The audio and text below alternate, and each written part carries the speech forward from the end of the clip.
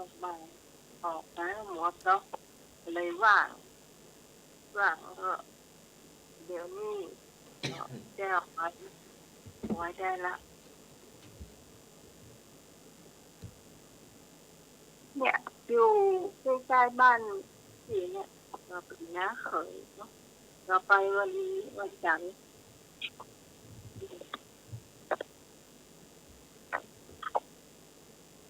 ถ้าท่านสมาเคยหันก็คงเป็นบ้านไม้แล้วเนี่ย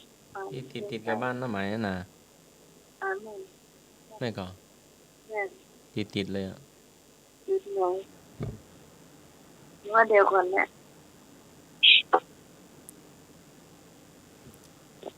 ประชาสัมพันธ์ผ้าป่ามากกระเครียดเนาะมีประชาสัมพันธ์ต่อเนาะเดี๋ยว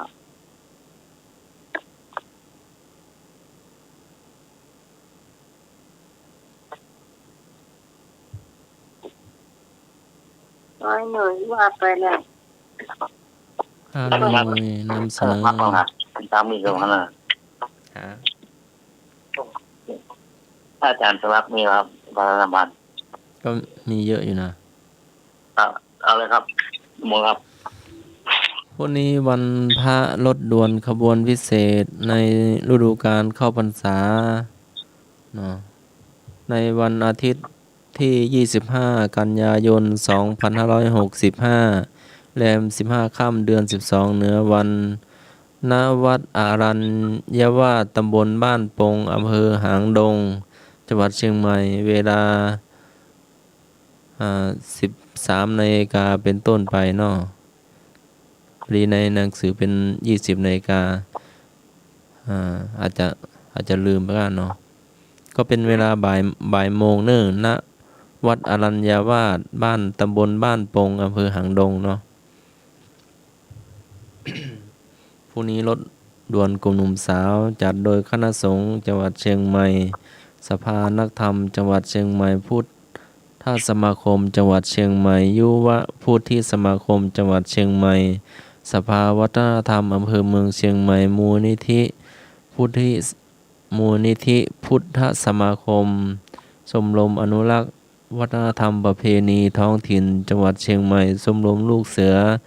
ชาวบ้านจังหวัดเชียงใหม่ทสจุดปสุดอำเภอเมืองเชียงใหม่พร้อมด้วยดำเนินรายการโดยคณะกรรมการบริหารกลุ่มหนุ่มสาวจังหวัดเชียงใหม่เนาะเหลืออีก2 ศีลก็ออกพรรษาเนาะครั้งต่อไปก็วันจันทร์ที่3เดือนตุลาคมณวัดสันป่าแดงตำบลต้นเปาอำเภอสันกำแพงจังหวัดเชียงใหม่เนาะแม่อาลีก็ชวนกันไปนักๆมาหมดต้นเปาเจ้าวัดสันป่าแดงอ่ะอันแม่อาลีศรัทธาที่นั่นก็ชวนกันมานักๆว่าแต่พรุ่งนี้แม่อาลีก็ไปอยู่เนาะวัดอรัญญาวาส เห็นแกว่างั้นนะครับก็อยู่ใกล้อยู่ไกลก็ไปได้เนาะวัดไฟหินก็8:30ก็จะเคลื่อนย้ายด้วยรถ4 ล้อแดงเนาะก็รถ6 ล้อมหาลัยเชียงใหม่เพิ่นนำส่งนักศึกษาไปเรียนต่างอำเภอเนาะแล้วครั้งสุดท้ายเป็นครั้งที่12ก็วันจันทร์ที่10เดือนตุลาคมณพุทธสถานตำบลช้างคานอำเภอเมืองจังหวัดเชียงใหม่เวลา 20 นาฬิกาวันมอบโล่กลุ่มหนุ่มสาวจังหวัดเชียงใหม่เจ้าภาพเนาะครั้งสุดท้ายวันที่10เนาะวันจันทร์ที่10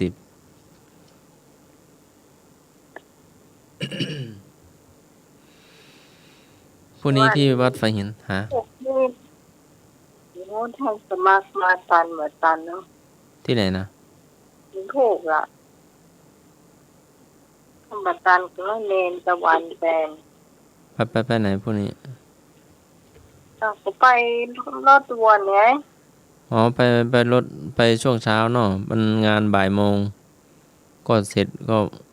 เห็นตุลุงหนุ่มว่าไม่ไกลนะที่หางดงนี่มันบ่ได้ว่าก็บ่ายโมงก็เริ่มน่าจะขาไปก็ประมาณ8 โมงครึ่งเนาะเพราะว่าศรัทธาอยากไปดูวัดอื่นด้วยเนาะ อืม ไปดูวัดเล็กวัดใหญ่วัดครูบา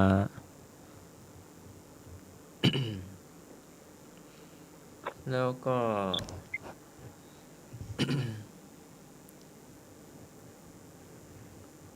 พิธี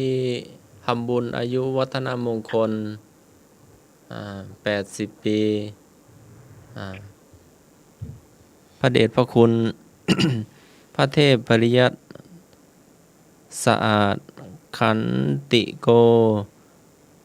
ปริยนธรรม7ททตกิติมศักดิ์เจ้าคณะจังหวัดเชียงใหม่ เจ้าอาวาสวัด7 ยอดพระอารามหลวง ในกำหนดการทำบุญอายุวัฒนมงคล80 ปี ในวันอังคารที่ 27 กันยายน 2565 เวลา 13:30 นาทีพระสงฆ์พระเถรานุเถระจำนวน160 รูปรับภักขินาทาน รับทักขินานุปทาน ในวันพุธที่ 28 กันยายน 2565 เนาะก็เวลา 6:30 นาฬิกา ถวายภัตตาหารเช้าพระแด่พระสงฆ์สามเณรวัด7 ยอด เวลา 9:30 นาที พระเดชพระคุณพระเทพปริยัติจุดธูปเทียนบูชาพระรัตนตรัยสนับพิธีก่อนนำกล่าวคำบูชาพระรัตนตรัยศาสนพิธีอาราธนาศีลพระสงฆ์ให้ศีลศาสนพิธีก่อนอาราธนาพระปริตรพระสงฆ์ทรงสมณศักดิ์60 รูป เจริญพระพุทธมนต์ถวายทายธรรมแด่พระสงฆ์พระสงฆ์ทั้งนั้นอนุโมทนากรวดน้ำรับพรถวายภัตตาหารเพลแด่พระสงฆ์แขกผู้มีเกียรติรับประทานอาหารร่วมกันเวลา 13 นาฬิกามอบทุนการศึกษาสำหรับพระภิกษุสามเณรนิสิตนักเรียนพระเดชพระคุณพระเทพปริยัติให้โอวาทม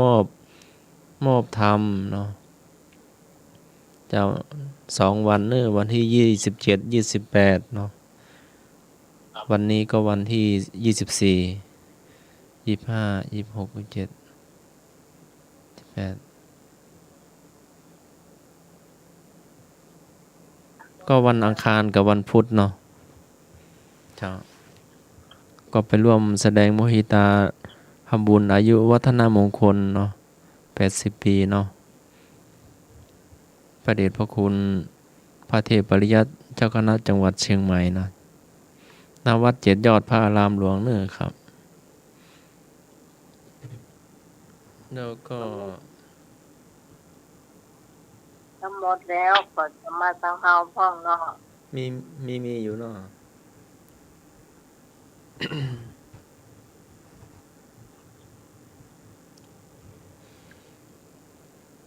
แม่กองธรรมสนามหลวงก็จะสอบนักธรรมชั้นตรีในวันอังคารที่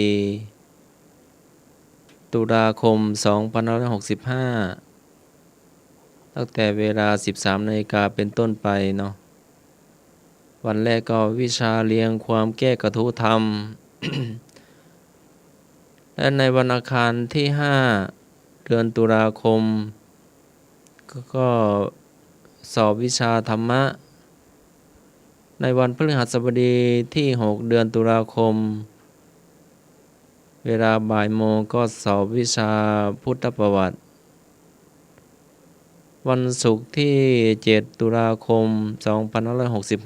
2565 ก็สอบวิชาวินัยเนาะจ้าอันนี้เฉพาะนักธรรมตรีเนาะนักธรรมเอกเดี๋ยวค่อยให้ยอยประชาสัมพันธ์ไปเนาะ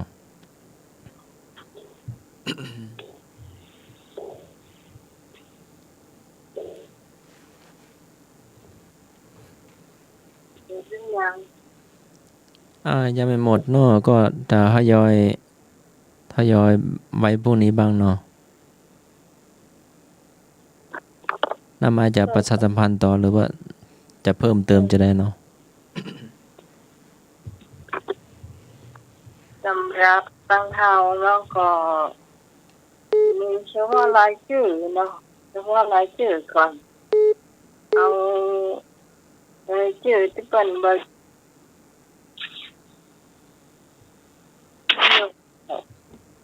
ครับผมครับธรรมะพระป่าธรรมะคาเชียนะครับ เจ้า ว่าเสียปี66นะครับปีหน้านะมกราคม15นะครับผมที่เป็นรายชื่อของมาคาเชียนะครับผม เจ้า ครับ ก็มีคุณแม่ศรีพานพร้อมครอบครัวครับติตาดูนะครับ 12,000 บาทครับผม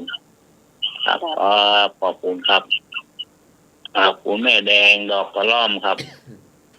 1,500ครับผมครับ1,500พร้อมกับคุณพ่อคุณพ่อบุญมี100นะครับพ่อคำปันแม่คำ20 บาทนะครับรวมกับถึงแม่แดงนะครับผมแม่แดงดอกกระล่อมนะครับครับขอบคุณนะครับคุณแม่จันทาชื่นใจครับ 1,000 บาทนะครับผมครับขอบคุณครับแม่กองกมลเคยกลางน้องหานะครับเนาะ2,000นะครับผมอันนี้กองวันนี้200ครับสมนึก200 บาทนะครับครับขอบคุณนะครับแม่กาญจนาโพธิยะครับ 1,000 บาทนะครับขอบคุณครับผมคุณแม่สุกแก้วคำอ้วน500 บาทนะครับครับว่าคุณแม่อาลีครับอาลีวุฒิโอมารวาน500 บาทนะครับอาลีปากครับตั้งใจนะครับ ที่อะไรที่สารีเชื่อคำพูเจ้า ครับอาลีเชื่อคำปูครับผม แบ่งเนาะ ครับ เจ้า โอมารวาน500 บาทครับโอ้ขอบคุณนะครับไอ้สาวมดเนี่ยคือมีรายชื่อในนี่นะครับผม แล้วก็โอนมาบ้างจะได้ก่อนหรือว่าจะเพิ่มเติมให้จะเอาก่อนนะครับได้เอาว่า เจ้าหมดแล้วเนาะ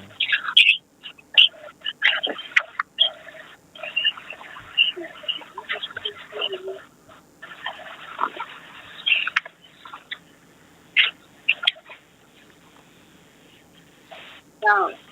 ว่าจะหน้าไม้กฐินวัดฝาหินก็วันเสาร์ที่ 29 ตุลาคม 2565นี่กฐินมหาวิทยาลัยเชียงใหม่เนาะณวัดฝาหินตั้งแต่เวลา 13 นาฬิกาเป็นต้นไปกฐินวัดฝาหินทำบุญทอดกฐินในนามมหาวิทยาลัยเชียงใหม่นำมาถวายสำหรับข้าวเปล่าของเรานี่ใครอยากเป็นมีทานนะเจ้าต้องการลงทานร่วมกับเขาเจอนะเจ้าที่15 มกราคมแล้วนะเจ้าเราฮับหมดเลยเนาะจะไม่ว่าเป็นอย่างเราก็ฮับหมดเลยจ้ะนะเจ้า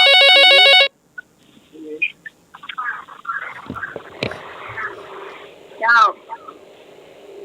นมัสการครับท่านพระเชิญพรเดี๋ยวผมไปร่วมงานกฐินวัดไผ่ครับเดี๋ยวผมจะไปกฐินครับรับป่าขม่าไก่เทียบไปครับต้องพร้อมแล้วที่จะไปครับครับนมัสการครับได้ โอ้มีแถมท้ายให้ไหม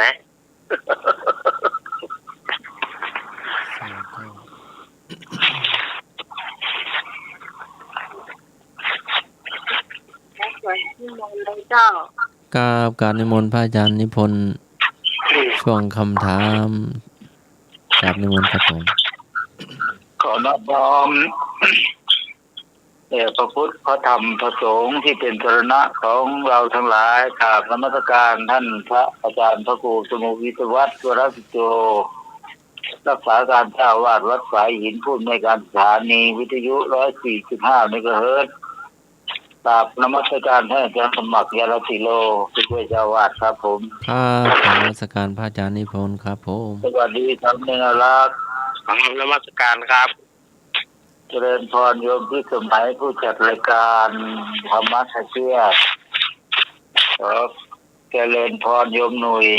ครับโอ้ดำเจ้าโยมพรกมลดอยน้อยพัฒนาแม่น้อยสารกลางแล้วก็ญาติโยมทุกท่านธรรมะใครเขียดทุกคนขอเจริญพรกับนมัสการครับแล้วก็ฝากนิดนึงวันนั้นก็มีกฐินของวัดพระธาตุดอยสะเก็ดพระรามหลวงนี่ก็ประมาณวันที่23ตุลาคมใครผ่านมาทางนี้ก็มาเชิญร่วมทอดกฐินใช่ไหมกฐินพระราชทานโอเคนะครับ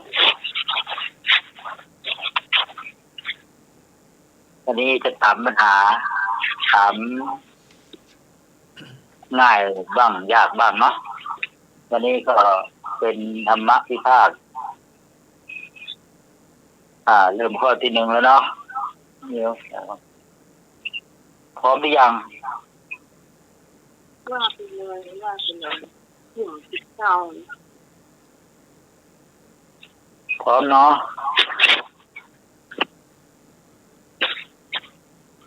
ในการเสด็จบิณฑบาตเมืองไผ่สาลีครั้งสุดท้ายของพระพุทธองค์ทรงตรัสกับพระอานนท์ว่าดูก่อนอานนท์การเห็นเมืองไผ่สาลีครั้งนี้เป็นครั้งสุดท้ายของตถาคตถ้าการอย่างนี้เรียกว่านาคาวะโลกะอยากทราบว่านาคาวะโลกะนั้นคืออาการเช่นไรกอไก่อาการมองอย่างพญานาคขอไข่การมองอย่างพญาช้างคอควายการมองอย่างพญาพยัคฆ์งองูการมองอย่างพญาครุฑในการเสด็จบิณฑบาตเมืองไผ่สาลีครั้งสุดท้ายพระพุทธองค์ทรงตรัสกับพระอานนท์ว่าดูก่อนอานนท์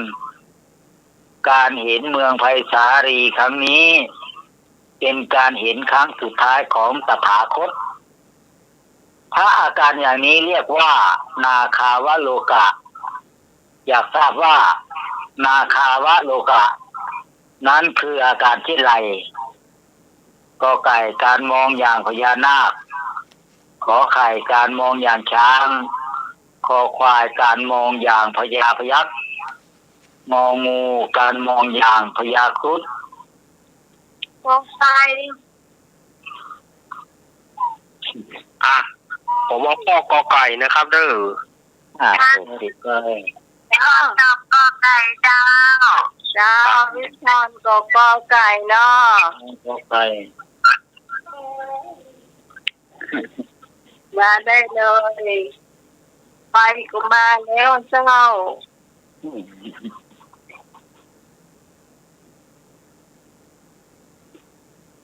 ใครไม่เข้าใจคำถามก็ถามได้นะเดี๋ยวทวนให้นะ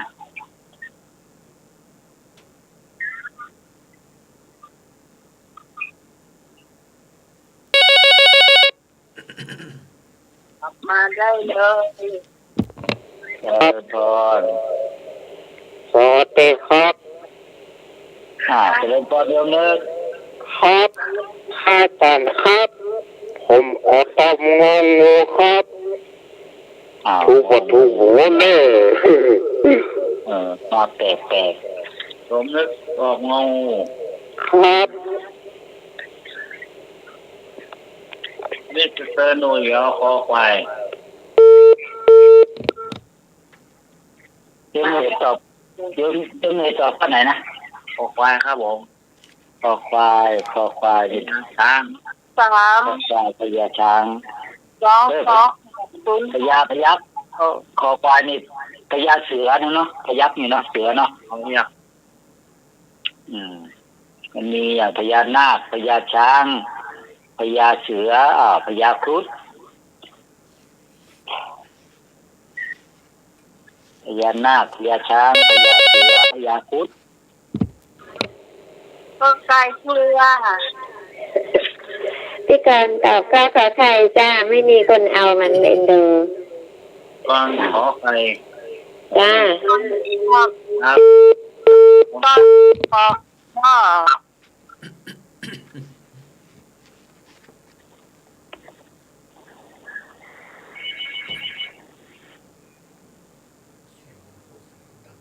เสียงดังไปไม่ตรงว่าเสียงแตก พวกมันดังเกินก็แตก ตอนนี้ประมาณ น้ำไม่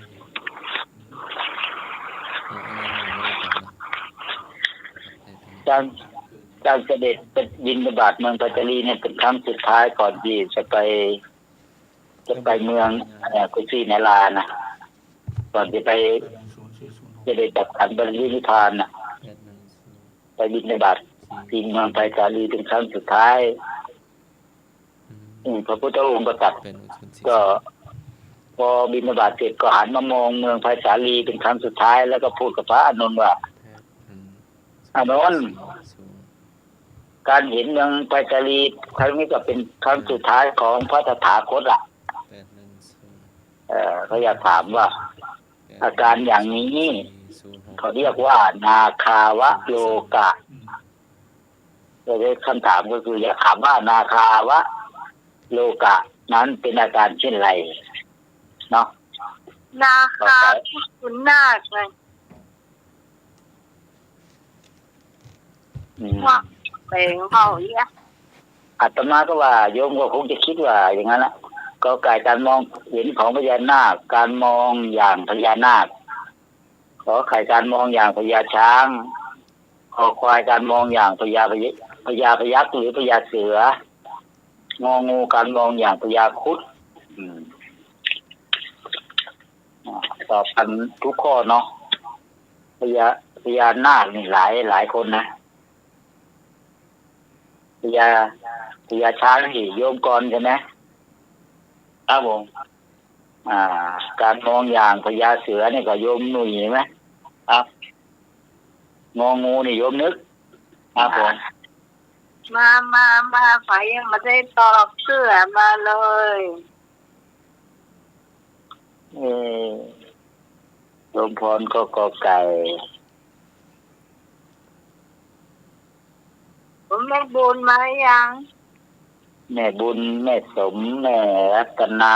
อยู่ไหน 0538104006ได้แล้วเนอะอาจารย์พระครูสมวิศวัตแจ้ง0532260058เนาะ เจ้าว่าได้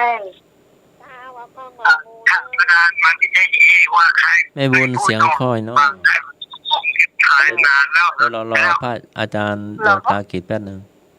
แล้วก็งองูตัวเองเลิกอ่ะ เจ้าแม่งองูเนาะเจ้า เช้า เจ้า ถามอาจารย์มาที่ทีว่าที่ถวายบาตรพระพุทธองค์พระพิธาขนาดลืมไปแล้ว โอ้มาถามอะไรตอนนี้ต้องตอบคำถามอาจารย์ อันนี้ก็ตอบได้อยู่แล้ว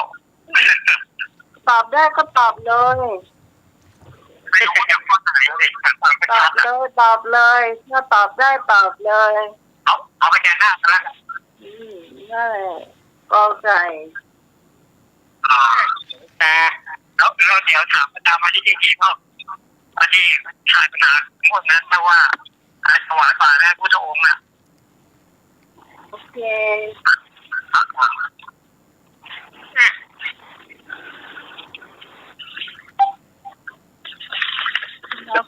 การเข้าคุณลุงจังเนาะความเป็นคนของความเป็นเพศของ เฉลยดีกว่าเนาะท่านหลวงพี่คิดแกตอบข้อไหนงองูไหมกอไก่ครับกอไก่พญานาคเนาะเฉลยเนาะครบทุกข้อเลยนี่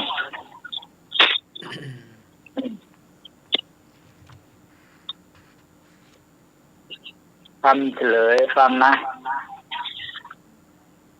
พระพุทธองค์เสด็จไปบิณฑบาตในเมืองไผ่สาลีและเมื่อเสด็จออกจากที่นั้น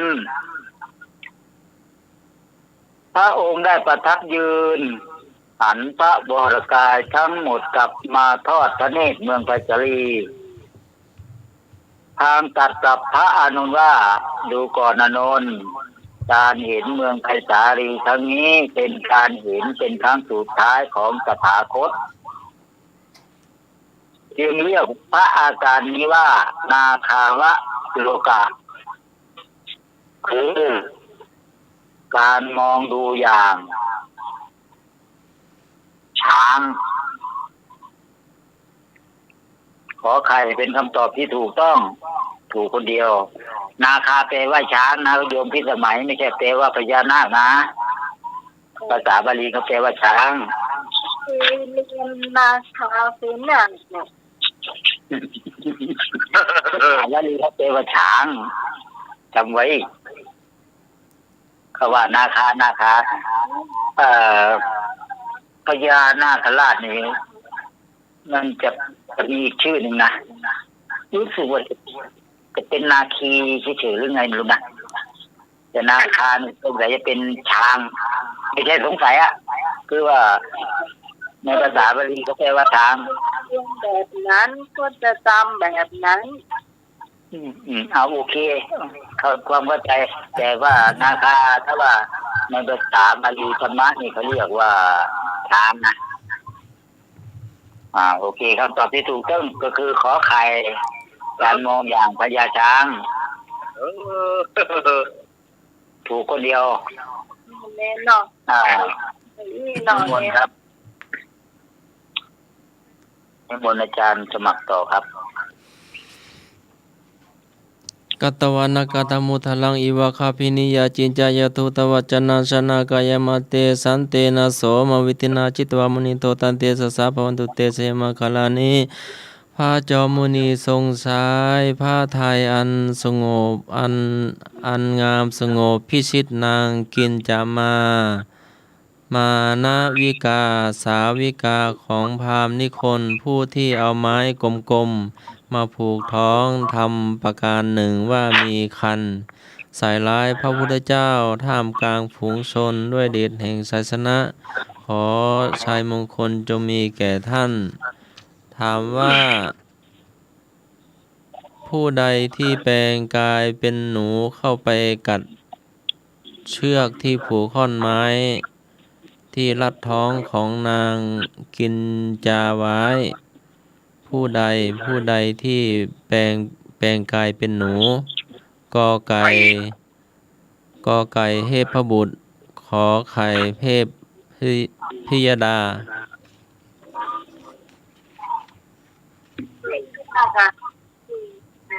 พระอินทร์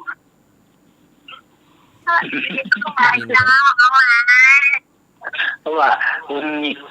สองข้อเทพบุตรกับเทพยดา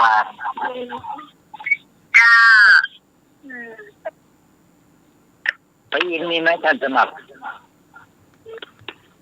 พระอินทร์เป็นคนบอกว่าเจ้าจงไปทำการเพื่อให้ความจริงปรากฏพระอินทร์คนสั่งพระอินทร์บอกอย่างนั้นตัวแต่ท่านตัวเขียวนะงั้นก็เทพบุตรวิสุกรรมเทพบุตรจ้าพี่กรณ์เอาข้อกับใครจ้าผมว่าข้อกอไก่เนอะวิสุกรรมเทพบุตรครับผม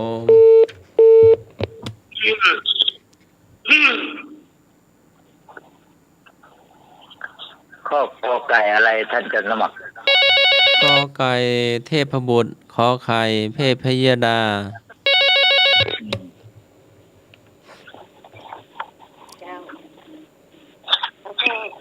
แล้วก็ขอไข่ ตื้อ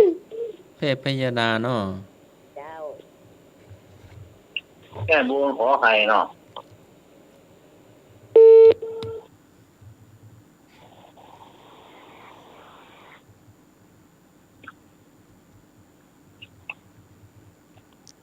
นางกินจาเนาะ กินจานมันวิการนี่แหละ ครับผม แต่พระองค์ก็ตรัสว่ากินเจ ดูก่อนนางกินจาอันถ้อยคำที่เจ้ากล่าวมา ไม่มีใครเป็นพยานยืนยันว่าเป็นเท็จจริงประการใด ด้วยเป็นเรื่องลับไม่มีใครจะสอดรู้ จะจริงไม่จริงไม่ปรากฏอยู่แก่เจ้าและเราเท่านั้น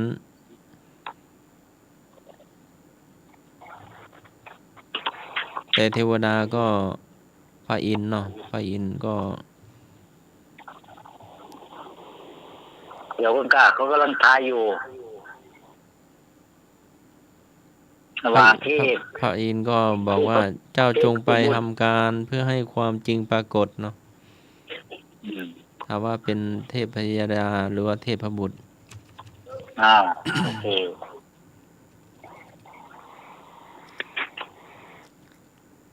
แปลงกายเนาะแปลงกายเป็นเนาะ ขอไข่เทพยดา ครับผม มากัดเนาะแปลงกายมาเป็นหนู มากัดเชือกที่นางกินจะมานะวิกาที่ผูกเชือกไว้เนาะผูกเชือกกับไม้ทำเหมือนเป็นท้องเนาะทำเหมือนเป็นท้องเหมือนมีลูก น่าจะมีคอควายงองูเลยนะ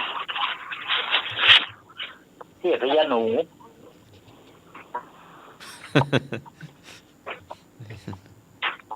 เทพยหนูพระภูมิเจ้าที่ก็ได้เอาถ้า อาจจะเยอะไปกว่ามึนกว่างงนะครับ ผมกลัวอาจารย์สมัครงงมากกว่า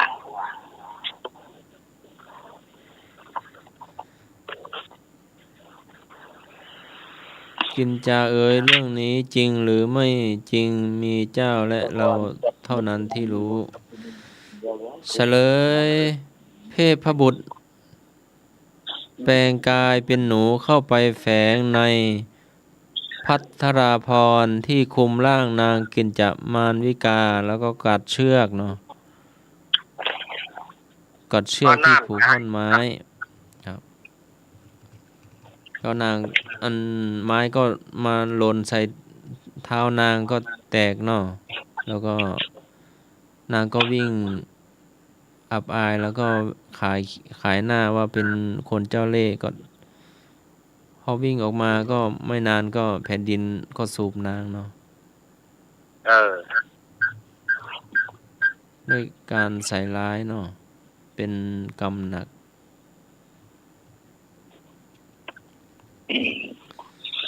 หนังสือน่ะสัวพ่องกะ อภูตวาทีนิละยังอุเปติผู้กล่าวผู้คนกล่าวตู่ผู้อื่นด้วยคำไม่จริงย่อมเข้าถึงนรก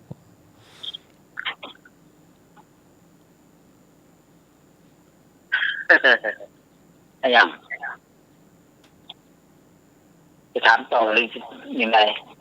เอาข้อที่ ถ้า ถาม การนิมนต์พระอาจารย์ ว่า ถามต่อได้เลยครับ เมื่อกี้นะพระพุทธเจ้าบอกพระนนท์นะว่า อะไร นาคาวะโลกะ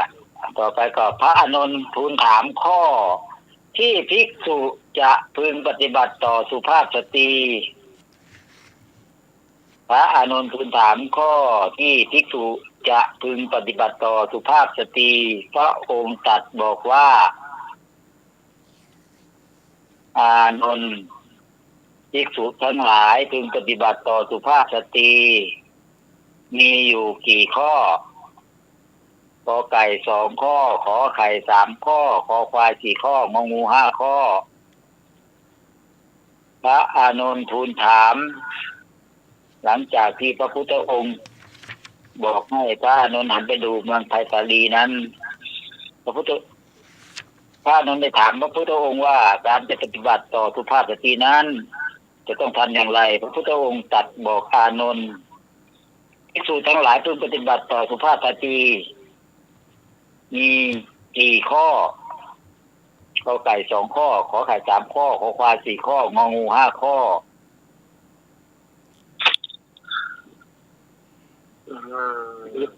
เรื่องหมู่นี้นะถึงตอนสุดท้ายๆเนี่ยเขาจะมาถามพระพุทธองค์เพราะว่าพระองค์จะเสด็จปรินิพพานนะจ้าลูกมาเลยตกลาภาษาพระอาจารย์พี่ทองเจริญพรเก็บโยมพรเลยลงไปเป็น2 ข้อแล้วนะให้เราตอบข้อขอไข่3 ข้อเจ้าพี่พรพี่พรเจ้าตัวลงเสือเจ้าถ้าใครไปว่าพระราชจะเก็บก็ถามหาตัวลงเสือได้นะเจ้าเราไปถามหาอาจารย์นิพนธ์นี่เขาไม่รู้จักก็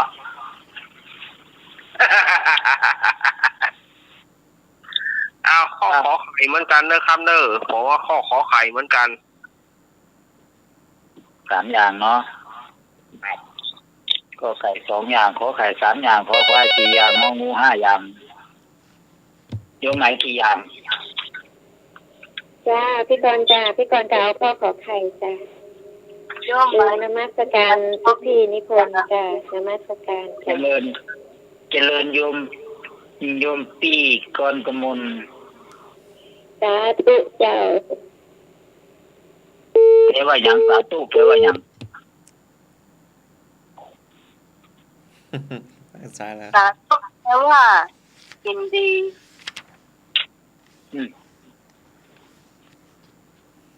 นาคากับว่างูเต็มที่เลยนะเจริญพรสวัสดีครับผมว่าข้อไหนข้อไหนนะขอไข่ขอไข่ขอไข่หมดเลยนี่ไข่เต้ยขาวเนาะ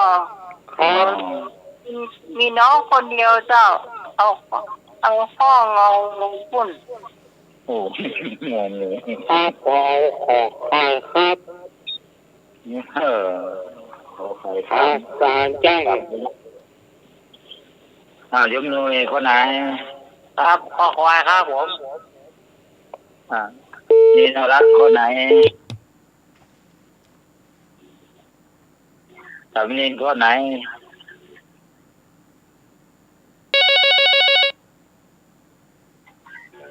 เจริญพร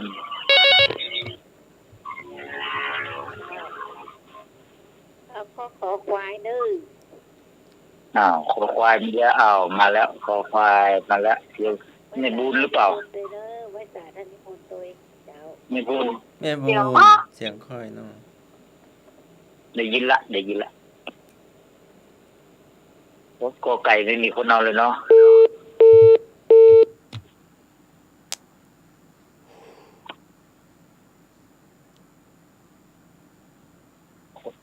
ขอไข่3 4 5เอาละ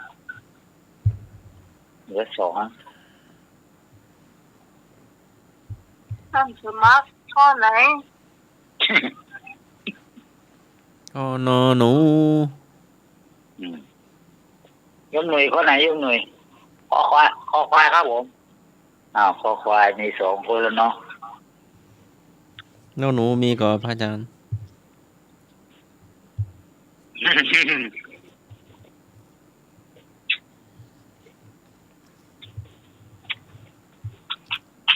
ไอชีเขาให้ต่อกันข้อเจอหลายข้อมี2 ข้อเพิ่นกำลังตอบอยู่เลยนะติดเจ้าที่สองเลยกินดูเอาเกาไก่เนี่ยเจริญพรน้องเจ้าเอาเ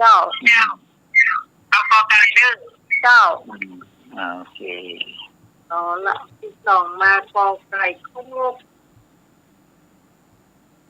ครบข้อแล้วก็เฉลยเนาะหลังจากลุกพระพุทธองค์บิณฑบาตแล้วก็หันไปมองเมืองไผ่สาลีแล้วก็บอกกับพระนนท์แล้วเรื่องอะไรนาคาวัโลกะแล้วเรียบร้อยแล้วก็พระนนท์ก็ทูลถามแต่จากนั้นพระนนท์ก็ทูลถามข้อที่ภิกษุจะพึงปฏิบัติต่อสุภาพสตรีพระองค์ก็ทรงตอบว่าอานนท์ภิกษุทั้งหลายพึงปฏิบัติต่อสุภาพสตรีอย่างนี้คือหนึ่งการไม่เห็นสตรีนั้นแหละดีหนึ่งนะข้อสองถ้าจำเป็นต้องเห็นก็อย่าพูดด้วยสามถ้าจำเป็นต้องพูดด้วยต้องพูดด้วยอย่างมีสติคอยระวัง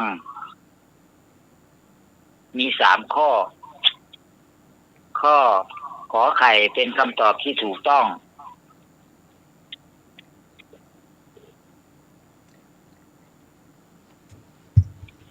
ไปไหนกันหมดล่ะจะธรรมะครับอยู่ตัวกันนะ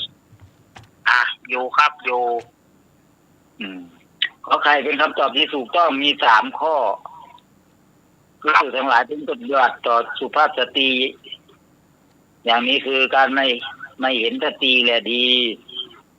สองถ้าจำเป็นต้องเห็นก็อย่าพูดด้วยสามถ้าจำเป็นต้องพูดด้วยต้องพูดด้วยอย่างมีสติคอยระวัง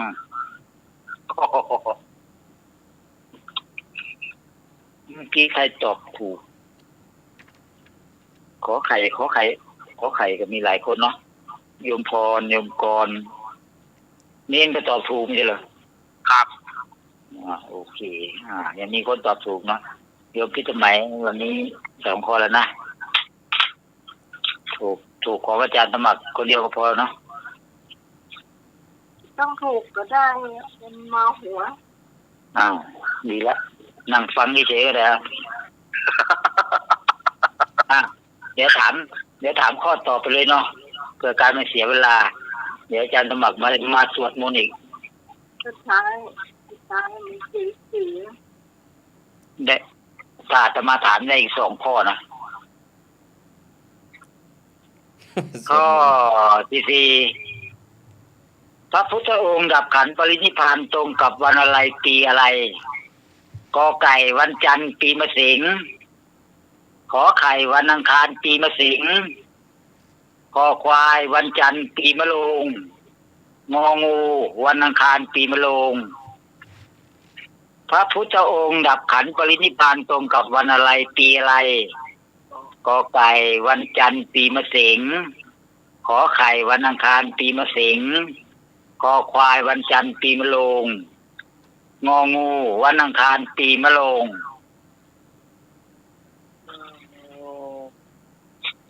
ไม่ถามหรอกไอ้15 ค่ำเดือน 6ถามแล้ว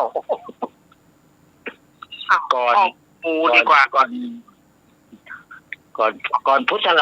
ธศักราช1 ปีพอพระพุทธองค์ตายก็เริ่มนับพุทธศักราชสามเณรเอางองูเนาะครับอันนี้เดาเต็มหน่อยแต่สนใจกันเดาหมดเลยดูโยมไหมเดาได้นะ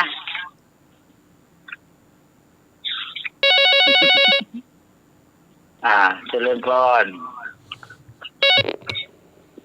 นมัสการค่ะเจริญพรเอาข้อควายจ้ะคอควายวันจันทร์กับมะโรงใช่ไหมใช่วันจันทร์กับมะโรงคอควายจริงๆมันติดกันแต่วันเนาะจันทร์กับมะเสงอังคารกับมะเสงจันทร์กับมะโรงอังคารกับมะโรง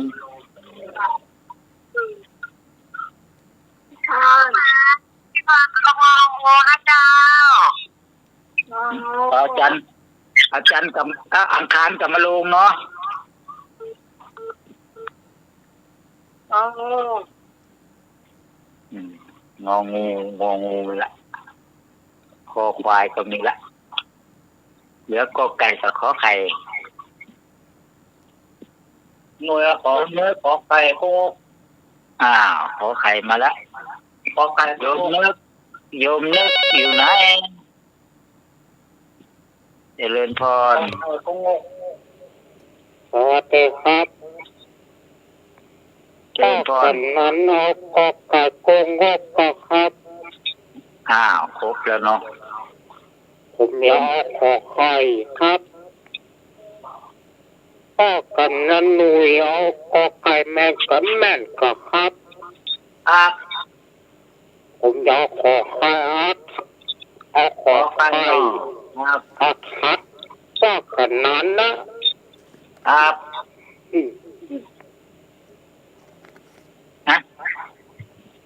ข้อไหนนะยมหนุ่ยข้อไหนผมขอไข่ครับ ผมเอาขอไข่ครับ ยมนึกเอาขอไข่อ่ะ ครับ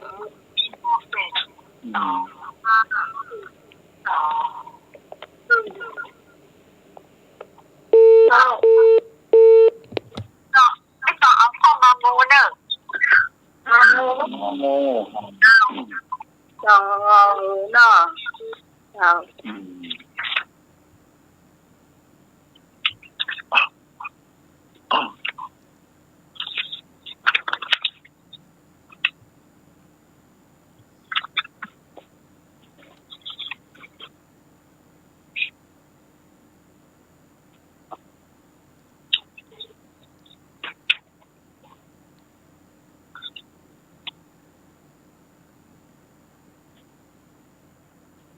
บ้านสไตล์บ้านมวยจะได้เสร็จเลยเจ้า โอเคเนาะครบ5 ข้อคนแล้วนี่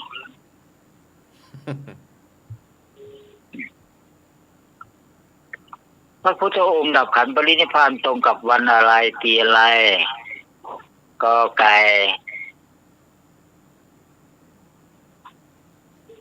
วันจันทร์ขอไข่วันอังคารปีมะสิงเดียวกันคอควายวันจันทร์วันอังคารวัน วันจันทร์ปีมะโรงงองูวันอังคารปีมะโรงคนตอบปีมะสิงเนี่ยมะสิงนี่ถูกต้องนะคนตอบปีมะโรงนี่ไม่ถูกแล้วคนตอบวันอังคารถูก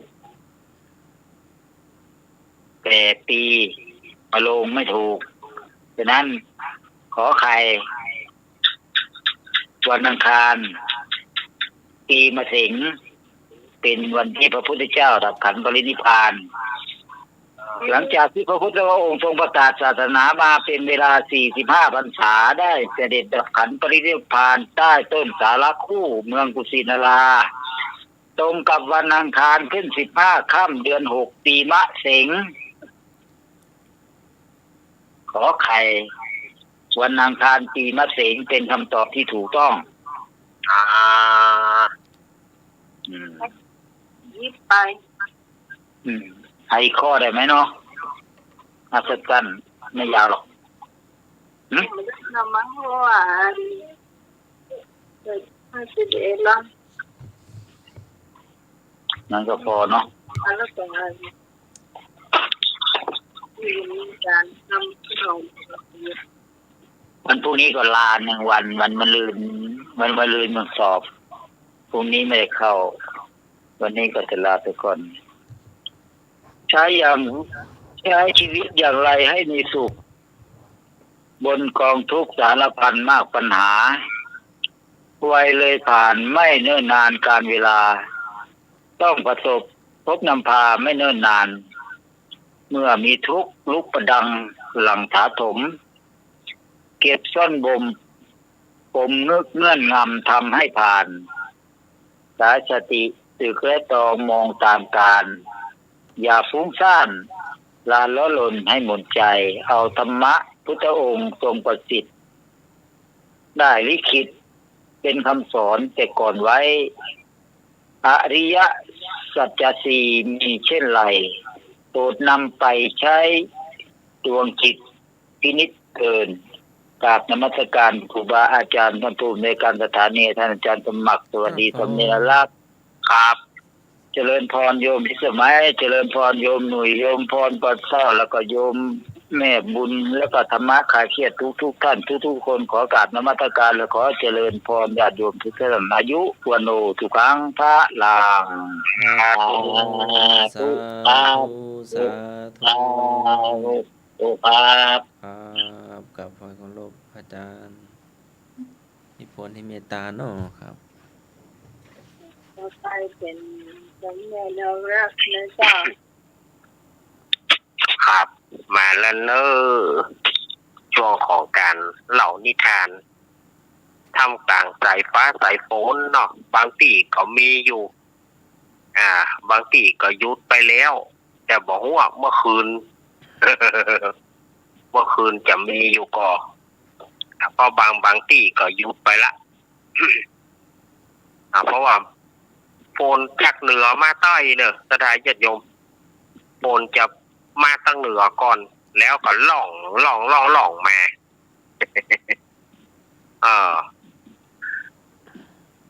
มาถึงช่วงนิทานก่อนที่จะมาถึงช่วงนิทานก็อาตมาภาพก็ขอบริการก่อนเนาะเพราะว่าช่วงนี้ก็เป็นช่วงงานเนาะพระป่าธรรมคลายเครียดของเฮาปี66เนอะวันที่15มกราคมปี66เชิญชวนคณะสัตยาญาติโยมร่วมทำบุญตามวักมาหาได้เนาะสัตยาญาติโยมจะทำบุญเท่าใดก็ได้ก็น้อมเจริญปอนร่วมทำบุญไปร่วมกินร่วมทานกันเนาะวันที่15มกราคม66เนาะแล้วก็ที่ข่าวประชาสัมพันธ์ก็วันที่6ตุลาคมนี่ก็วัดดอนจันทร์เนอะวัดดอนจันทร์ตำบลเวียงกะหลงอำเภอเวียงป่าเป้าจังหวัดเชียงรายเพิ่นก็จะมีการทำบุญอายุวัฒนมงคลของท่านพระครูปรัตน์ณัฐพงศ์ทิตาวุฒศิริเจ้าวาดทำบุญอายุวัฒนมงคลอายุ34พรรษา14ก็น้อมเจริญปอนเนอร์สถานญาติโยมอยากจะไปร่วมทำบุญวัดดอนจันทร์ชื่อวัดในชื่อวัดดอนจันทร์แต่ว่าชื่อบ้านป่าจันทร์สถานญาติโยมอาจจะสับสนเนาะชื่อวัดดอนจันทร์ชื่อบ้านป่าจันทร์ตำบลเวียงกะหลงอำเภอเวียงป่าเป้าจังหวัดเชียงรายนี่ก็ท่านพระครูปรัตน์ณัฐพงศ์ทิตาวุฒศิริฝากข่าวประชาสัมพันธ์มาวันที่11ตุลาคมก็วัดพระธาตุดอยน้อยเพิ่นก็จะมีการตักบาตรเทโวโรหณะที่เชิงบันไดนาค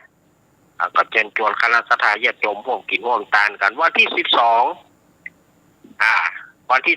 ก็วัดเหล่ามนทาหมู่3ตำบลดอยหล่ออำเภอดอยหล่อจังหวัดเชียงใหม่เปิ้นก็จะมีการวางศิลาฤกษ์ สร้างศาลาการประเรียนแล้วก็มีการทอดกฐินรู้สึกว่าทีมงานคาราวานของวัดฝ่ายหินของเราก็จะไปถ่ายทอดกันเนาะวัดเหล่ามนทานี่นะรู้สึกว่าเปิ้นอาจจะไปถ่ายทอดตั้งแต่วันที่11เลยค่ะอันนี้ก็ยังอาตมาก็บอกมีข้อมูลเนาะแล้วก็วันที่13ก็อารามทุ่งเศรษฐีบ้านสันตออำเภอเวียงป่าเป้าจังหวัดเชียงรายนี่ก็เปิ้นก็จะมีการต้านศาลาการประเรียนมีการต้านศาลาการประเรียนนี่ก็อาตมาที่อยู่ในมืออาตมาก็มีแต่ยาเนอร์เรื่องของการของงานเนาะต่อไปนี้ก็จะมาเล่านิทานให้กับสถานญาติโยมได้ฟังไหนๆก็ใกล้จะออกพรรษาไหนๆก็จะเป็นช่วงที่เปิ้นจะตักบาตรเทโวไหนเรื่องตักบาตรเทโวละก็เลยจะเอาตำนานของการตักบาตรเทโว มาเล่าให้ศรัทธาญาติโยมได้ฟังเพราะว่าความเข้าใจของศรัทธาญาติโยมเป็นความเข้าใจที่ผิดบางคนบอกว่าตักบาตรเทโวก็วันออกพรรษาไปแล้วแถมวันหนึ่งเฮ้อเปิ่นตักบาตรแถมมันเป็นการสิ้นเปลืองเป็นการข่ำศรัทธาเนี่ยบางคนไปว่าอย่างนั้นตักบาตรลืมแล้วลืมเล่าเนี่ยบางคนไปว่าโจมตีพุทธศาสนาทั้งที่ญาติโยมบอกให้เข้าใจในด้านของพุทธศาสนาที่แท้จริงวันนี้อาตมาภาพก็จะมาอู้ให้ศรัทธาญาติโยมได้ฟังว่าการตักบาตรเทโวโรหะนะเพิ่นมีตำนานว่าอย่างไรคือหลังจากที่พระพุทธองค์ตรัสรู้ได้7 พรรษาเพิ่นก็คิดถึงว่าโอ้พระบิดาก็คือพระเจ้าสุโธทนะเพิ่นก็ได้โปรดแล้วได้เทศนาจนถึงเพิ่นได้เป็นอริยบุคคลแล้วแต่ว่าพุทธมารดานั้นก็คือพระนางสิริมหามายาเทวีเปิ้นได้ที่วงคตหลังจากที่เจ้าชายสิทธัตถะประสูติได้7 วันพระแม่เจ้าสิริมหามายาเปิ้นก็ได้ถึงที่วงคตอันอย่างที่วงคตอาจารย์ก็ตายนะกะ กรรมเจ้ากรรมนายว่าที่วงคตเนาะตายนะเปิ้นพระนางสิริมหามายาเปิ้นที่วงโคตรไปทีนี้ก็พระพุทธองค์เปิ้นก็มากือถึงว่าโอ้จะต้องไปโปรดพระมารดากันเนอะจะให้พระมารดาได้เป็นพระอริยบุคคลเนาะแต่เข้ามาน้ำนมเหมือนกันเนาะถ้าบ้านเฮานะถ้าบ้านเฮานี่ก็จะบอกว่าแตนเข้ามานมแตนกูลพ่อกูลแม่อย่างกะได้บวชแล้วยังบ่ได้ไปโปรดพระมารดาเตื้อเปิ้นก็เลยหลังจากที่เปิ้นแสดงยามกะปาฏิหาริย์ในเมืองสาวัตถีแล้วเปิ้นก็โปรดเทวดาทั้งหลายที่มาฟังธรรมอภิธรรม7 กัมปีเปิ้นได้ฟังธรรมเทวดาได้ฟังธรรมเรียบร้อยแล้วพระพุทธองค์เปิ้นก็ขึ้นไปที่สวรรค์ชั้นดาวดึงส์เนี่ยขึ้นไป3 ก้าวสถานญาติโยมโดยฤทธาพุทธานุภาพเนาะโดยฤทธานุภาพเพิ่นขึ้นไปเที่ยวขึ้นไป3 บาทเพิ่นบอกว่าขึ้นไปพระพุทธองค์ขึ้นไป3 บาทย่างก็ขึ้นไปได้3 ก้าวก็ขึ้นถึงสวงสวรรค์ชั้นดาวดึงส์โอ้เนาะอันนี้พุทธานุภาพเนอะสถานญาติโยมก็ขึ้นไปนะ3 ก้าวขึ้นไปถึงสวรรค์ว่าให้เขาได้แงนหน้าขึ้นปวยังบ่ถึงเตือนี่กะเนาะขึ้นไปยังบ่ถึงเขายังบ่มีโอกาสจะขึ้นเนี่ยเปิ้นขึ้นไป3 ก้าวสถานญาติโยมพอเปิ้นขึ้นไปแล้วเปิ้นก็ขึ้นไปนั่งที่หินปันทุกกัมพลศิลาอาสอันเป็นทิพอาสของพระอินทร์พระอินทร์ยกแล้วก็เพื่อไปนั่งที่ใต้ต้นปริกชาติในระหว่างนั้นเปิ้นก็ได้ไปโปรดพระมารดาโดยเทศอภิธรรมเนี่ยนำเอาพระธรรมอภิธรรม7 กัมปีเนี่ยที่เราไปสวดกันในงานศพต่างๆนี่นะกุศลธรรมะอกุศลธรรมะอภัยกตธรรมะเนี่ยกตเมธรรมะเนี่ยที่เราไปสวดกันในงานศพงานศพที่เราถือกันสวดอภิธรรมนี่นะพระพุทธองค์เปิ้นไปจ้อยโปรดพระมารดาเปิ้นหรอตลอดพรรษา3 เดือนนี่นะตลอดพรรษา3 เดือนคือพระพุทธองค์ขึ้นไปเดือน8 แรม 1 ค่ำก็คือเดือน10เหนือแฮม1 ค่ำไปจนถึงเดือนเกี่ยงแฮม1 ค่ำอันนี้แม้นว่าไผมาถามเนี่ยอันนี้เปิ้นก็มีข้อวงเลยว่าหากแม้นว่าคนมาถาม ว่าพระพุทธองค์ไปโปรดพระพุทธมารดาเนี่ยขอใจทำอันอย่างรับเหลือมาเตดเป็นเวลา3 เดือนเอาทำอย่างมาเตดรับเหลือเอาเปิ้นบอกว่าเปิ้นเอาอภิธรรม7 กัมปีไปเตดโปรดพระมารดาคนตั้งหลายก็อาจจะถามว่าก็ตึง3 เดือนเกินก็จะเอาอันอย่างมาเตดล้ำเหลือพระพุทธองค์ไปเตดได้อย่างไรถึง3 เดือนแน่อันนี้สมมติว่ามีคนถามนะและอาตมาภาพก็จะถือวิสาสะปรมายติ ถือวิสาสะปรมายติ ก็คือว่าถือวิสาสะจะเล่าให้ฟังถ้ามันบัดถูกก็ขอสุมาอภัยกับครูบาอาจารย์เป็นเนอร์ในบนสวรรค์ชั้นดาวดึงส์นั้นน่ะ100 ปีของเมืองมนุษย์เท่าเท่ากับ100 ปีของเมืองมนุษย์เท่าเนี่ยเท่ากับ1 วันของสวรรค์ชั้นดาวดึงส์นะสถาญาติโยมฟังก่อนนะ100 ปีของเมืองมนุษย์เท่ากับ1 วันของสวรรค์ชั้นดาวดึงส์ฉะนั้นที่พระพุทธองค์ไปโปรดพุทธมารดาเนี่ยตลอด3 เดือนเนี่ยก็คือใช้เวลาบัดเท่าใดประมาณชั่วโมงหรือ2 ชั่วโมง3 ชั่วโมงประมาณนั้นแหละสถาญาติโยมพ่อบนสวรรค์กับเมืองมนุษย์เนี่ยมันจะต่างกันบางคนเปิ้นว่าก็คนตายไปแล้วก็ได้ยินข่าวว่ามาเกิดนะเปิ้นบอกว่าไปเอาจัดไปจุติบนปุ้นเปิ้นก็ไปได้เต็มที่ละแต่ว่าทางเฮามันก็สีเมินไปฉะนั้นจึงบ่แปลกเลยที่ว่าพระพุทธองค์ไปโปรดพุทธมารดาเนี่ยอย่างเมินแล้วเหลือ3 เดือนก็คือถ้าพูดถึงเขาไปก็มอบบ้านเฮาฟังธรรมเนี่ยจะมอบบ้านเฮาฟังธรรมนี่แหละบ่เมินเท่าใด 3 เดือนมันก็บ่เกินว่าบ่เกิน 2-3 ชั่วโมงอย่างเก่งก็3 ชั่วโมงน่าจะเป็นอย่างนั้นนะอันนี้มาเป็นอย่างนี้นะสถาญาติโยมหลังจากที่ออกพรรษาแล้วปรวนาออกพรรษาพระพุทธองค์เปิ้นก็สั่งลาพระอินทร์หลังจากที่พุทธมารดาของเปิ้นนะคือพระนางสิริมหามายาเทพบุตรเปิ้นได้สำเร็จเป็นโสดาบันเพราะว่าแม่เปิ้นสำเร็จแล้วเป็นอริยบุคคลแล้วเปิ้นก็พอใจละเปิ้นก็ลาพระอินทร์ว่าบัดเดี๋ยวนี้เฮาได้โปรดพุทธมารดาแล้วกับเทวดาทั้งหลาย ทั่วหมื่นโลกธาตุจักรวาลเนี่ยบัดเดี๋ยวนี้ลางพ่องก็ได้ถึงโสดาสกิทาคาอนาคาอรหันต์ตามบุญสมภารของภัยของมัน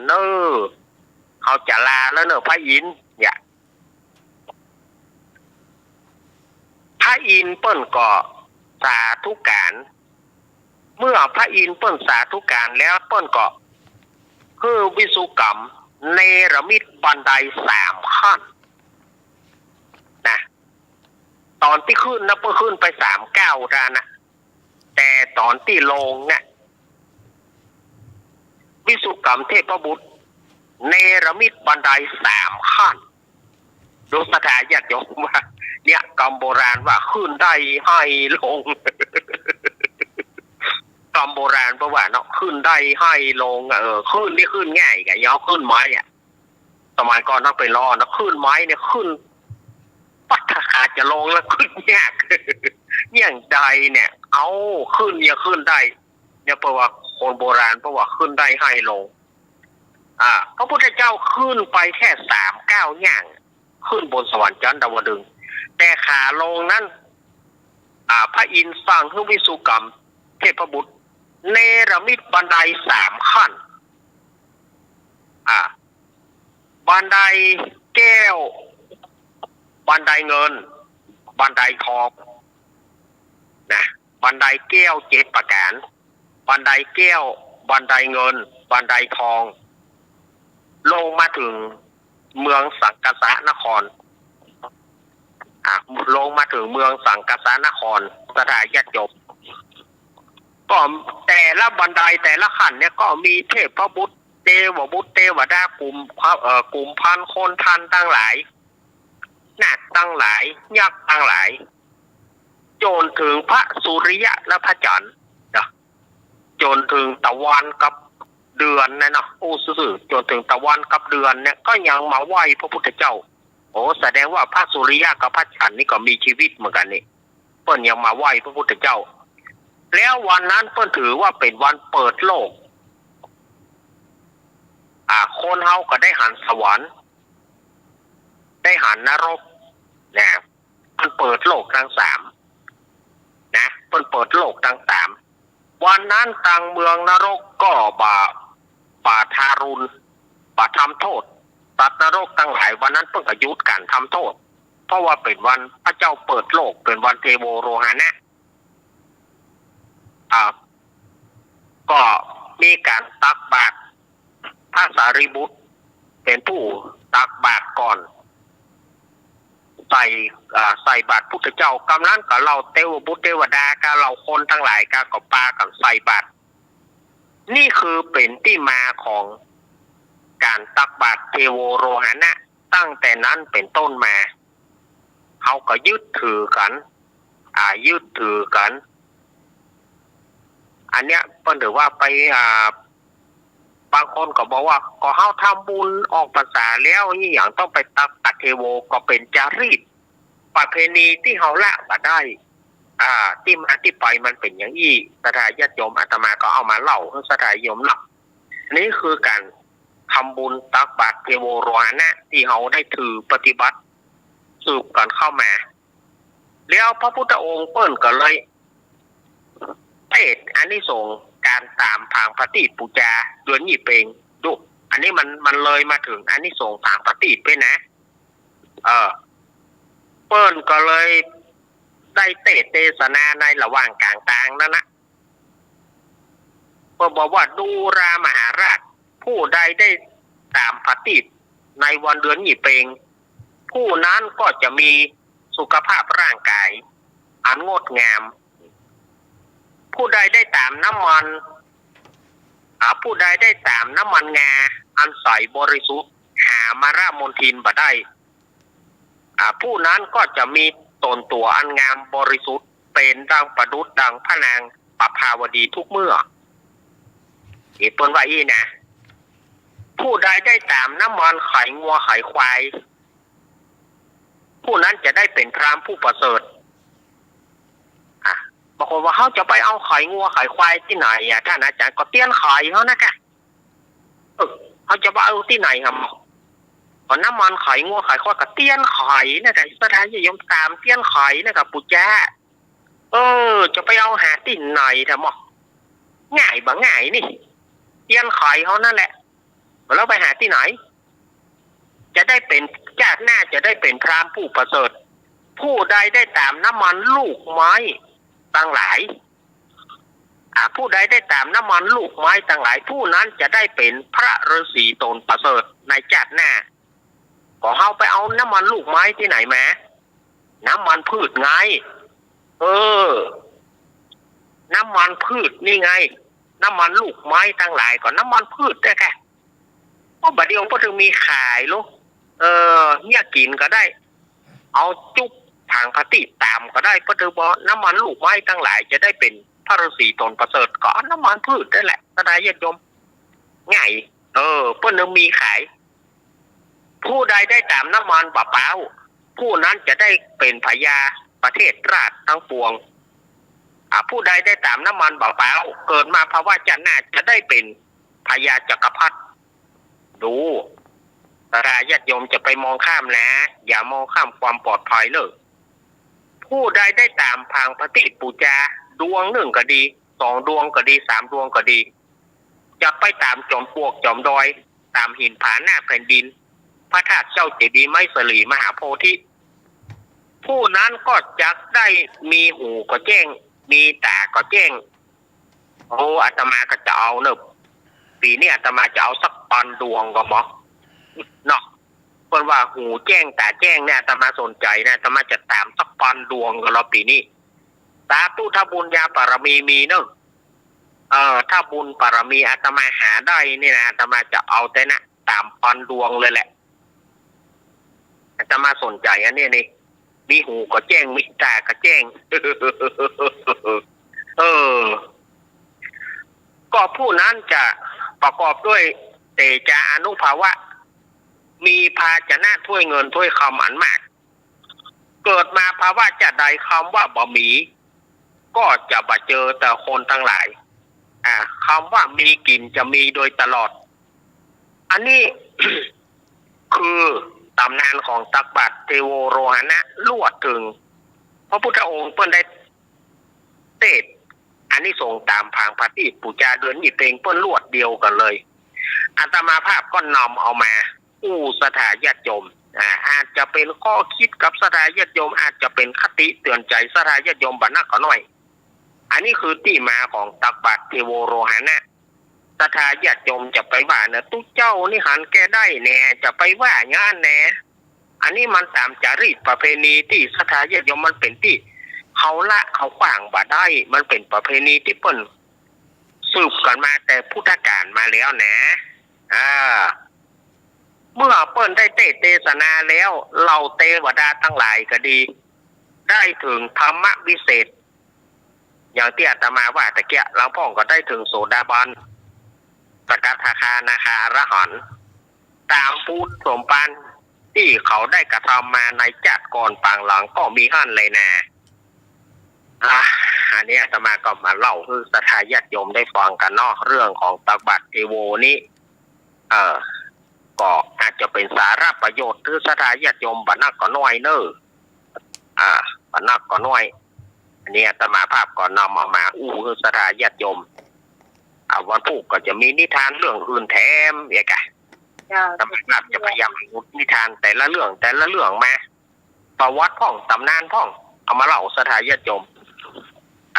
วันนี้ก็ขอสถาญาติโยมได้ดวงตาหันธรรมได้จิตใจสว่างสวัยไปด้วยแสงธรรมเหมือนกันทุกผู้ทุกคนเนอะวันนี้อาตมาได้เล่ามาเนาะขอเป็นตบาเดชะสถาญาติโยมเป็นตบาเดชะเป็นผลบุญนำไปสู่จันฟ้ามหาเนรปานเหมือนกันทุกผู้ทุกคนเนอะจากที่เนนได้บอกว่า100 ขีมนุษย์เต้า1 วัน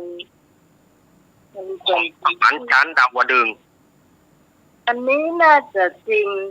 เพราะว่าที่เคยสลบไปแค่วัน9 คืนเอาผู้ที่มีประสบการณ์ที่มาไปเลยตื่นมาเขาให้ฟังซึ่งหมูเชื่อว่า9 วัน 9 คืนก็จะที่นี่แบบได้ตะกี้นี่ไงครับเชื่อว่ามันก็ต้องเชื่อเพราะว่าแต่ละคนเหมือนกันหมดเหมือนกันหมดเจ้า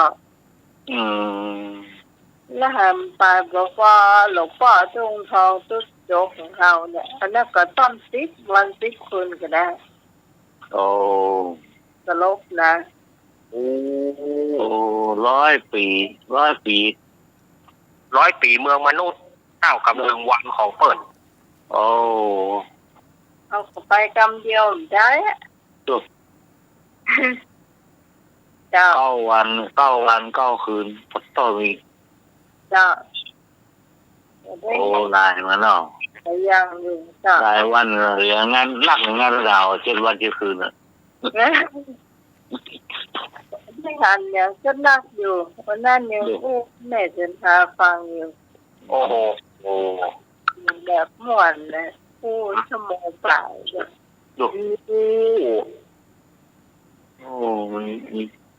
ย่างนั้นเพลงแต่ละเนาะแต่นี่เรื่องจริงเนาะจ้ะเนาะเรื่องจริงค่ะเพราะนี่มีพุทธดำรัสเปิ้นว่ามาจริงหรอครับบางคนบอกว่า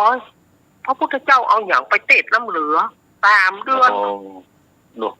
เขาจะอย่างใดก็ในเมืองเปิ้นมันก็บัดเท่าใดหมอกบ้านเฮ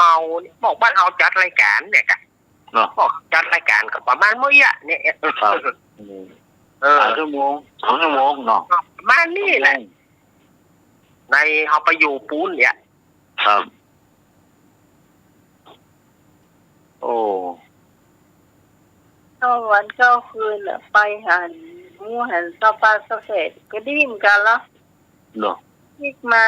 ดีนะเปิ้นให้ปีกมาถ้าเฮาไม่ได้ปีกมาเฮาก็ไม่ได้จัดรายการนี้อ่ะ น่าจะเนาะ ได้อย่างเสีย ก็มาสายธรรมะนี่ก็ดีเหมือนกัน มันเป็นจุดที่พลิกผันชีวิตเราเนาะได้อย่างเนาะ แม่ตุ้งทองได้ผู้ได้ผู้ดีนะตึงวันอ่ะ อืม ก็น่าจะได้เหมือนกันที่เปิ้นชีวิตเปิ้นอยู่ได้ถึงอายุ72แต่เนาะถ้าเปิ้น เอาแล้วบุญนักบุญนะเนาะเลิศเลยเพิ่น กว่านั้นนะน้องก็จะได้ความโหจะเปิ้นเห็นเนาะ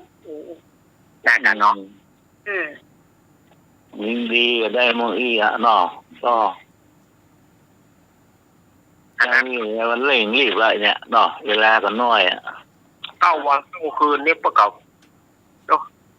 กับเจ้าตัวต้องบอกว่ากำเดียวบ่ได้ คำเดียวได้ที่เชื่อเขาบอกแต่ละคนนั้นถึงเชื่อแล้ว แต่หรอกติดเดียวนะออกมื่นการับเมื่อรับกามื่นกาทำไมอ่ะ เนาะจ้ะ มันเป็นส่วนอย่างอี้นะมันเป็นเรื่องที่ละเอียดอ่อน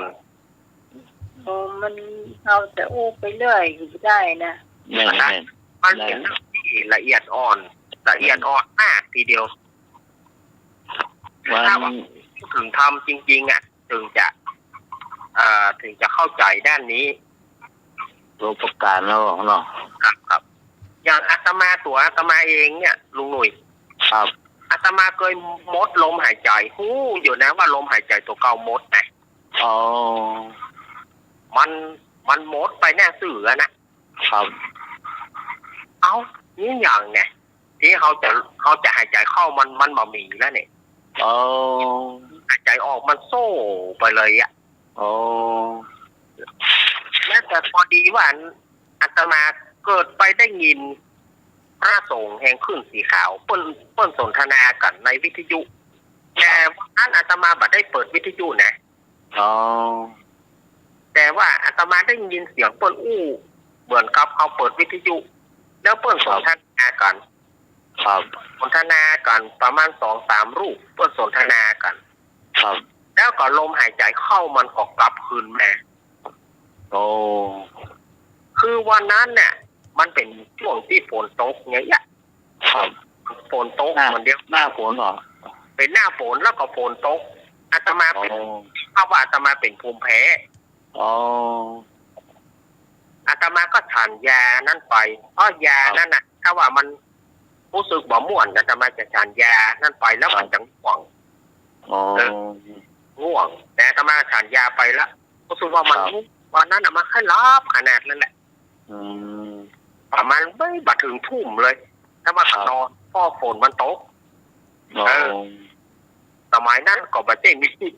มีอะไรอย่างบ่ได้ไปจัดรายการแล้วก็นอนน่ะกะ ครับ พอนอนไปก็ยังรู้อยู่ว่ามันเคิมแล้วก็รู้สึกว่าลมหายใจเข้าเฮามีพอลมหายใจออกกำมันมีแล้วมันหมดอ่ะ อ๋อ คำเดียวน่ะรู้ตัวอยู่ว่ามันลมหายใจหมด ครับ อย่างใดเนี่ย แต่เฮาบ่โวยวายบ่เสียสตินะสติเฮาบ่ได้แตกจิตเฮาบ่ได้แตกถ้าจิตเฮาแตกก็คงจะลวดเลยถ้าเอาว้ายเอากูเป็นยังไงเนี่ยก็คงจะหมดไปละก็คงจะหมดแต่ละไอ้ลมหายใจเฮาโต้เดียวมันมีละแต่ว่าบ่ดับถ้าเฮาบ่ดับถ้าเฮายังบ่ดับเดี๋ยวเฮาก็กึดใจอย่างใดลมหายใจนี่อย่างมันหายใจเข้าบ่ได้ละ ครับ แต่ก็พอดีว่า มันจวนจะดับอยู่แล้วแหละไอ้สติเฮาอะจิตเฮาก็มันจวนจะดับอยู่ละแต่ก็ไปได้ยินเสียงครูบาอาจารย์เปิ้นสนทนาธรรมกันสนทนาธรรมกัน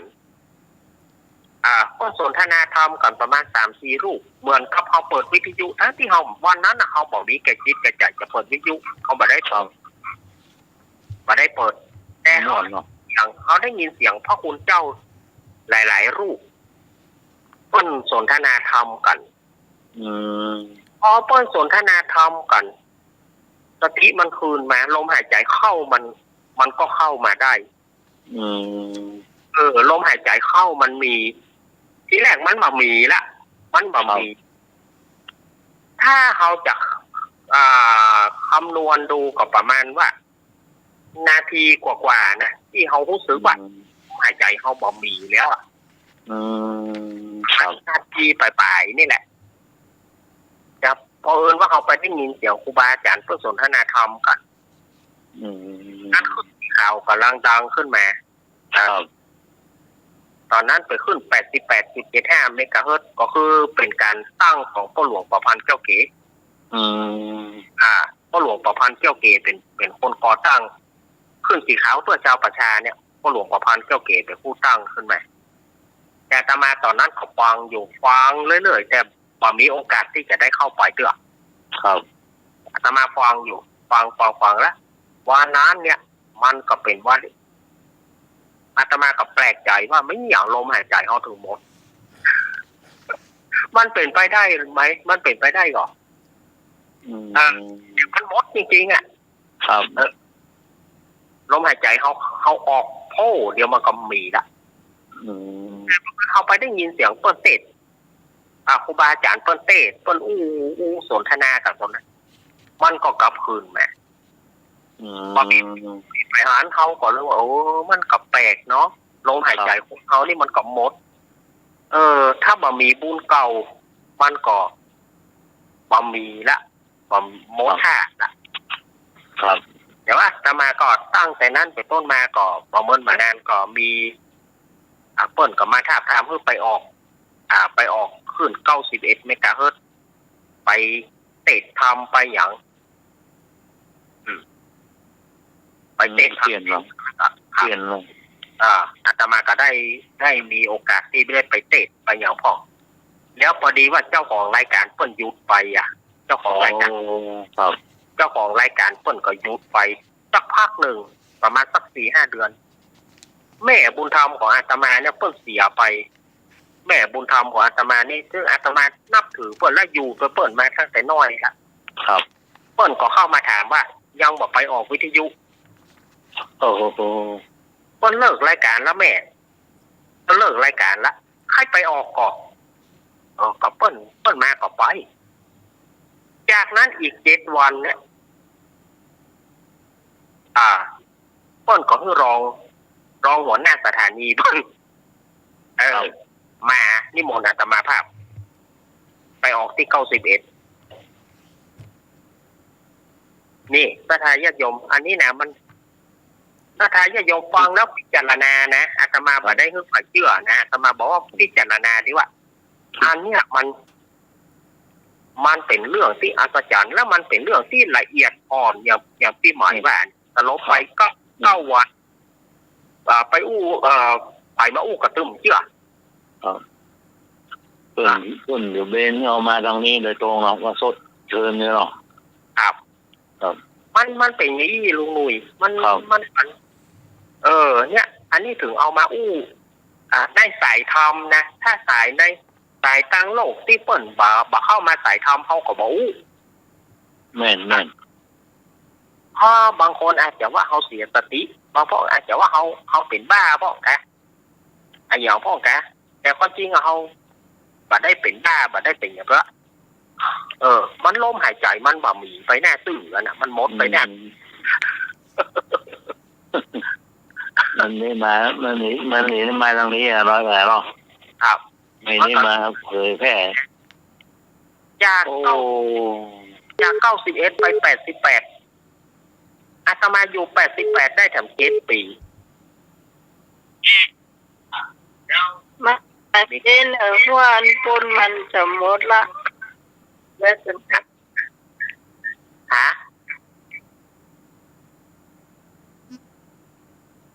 เนี่ยก็ โดยท่านจะมักมาเอานั่งโต๊ะ338แบตจะหมดกา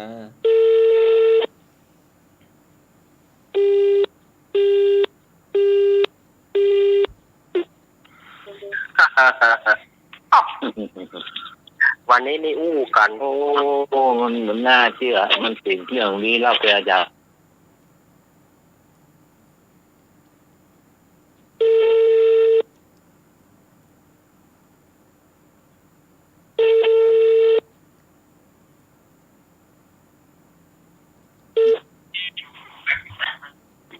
โอ้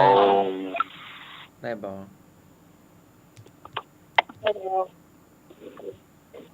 7 ปีนี่เขาออกอากาศตูนเดียวก็ไปทั่วหมด ก็ที่แรกก็บาใจมีตนเดียวที่แรกก็มีคนช่วยอยู่มีลูกติด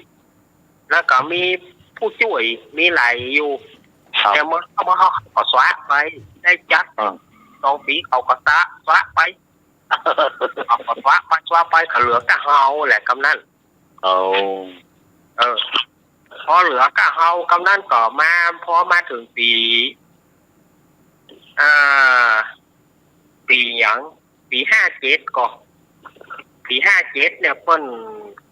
รัฐประหารขึ้นมาเพิ่นปฏิวัติ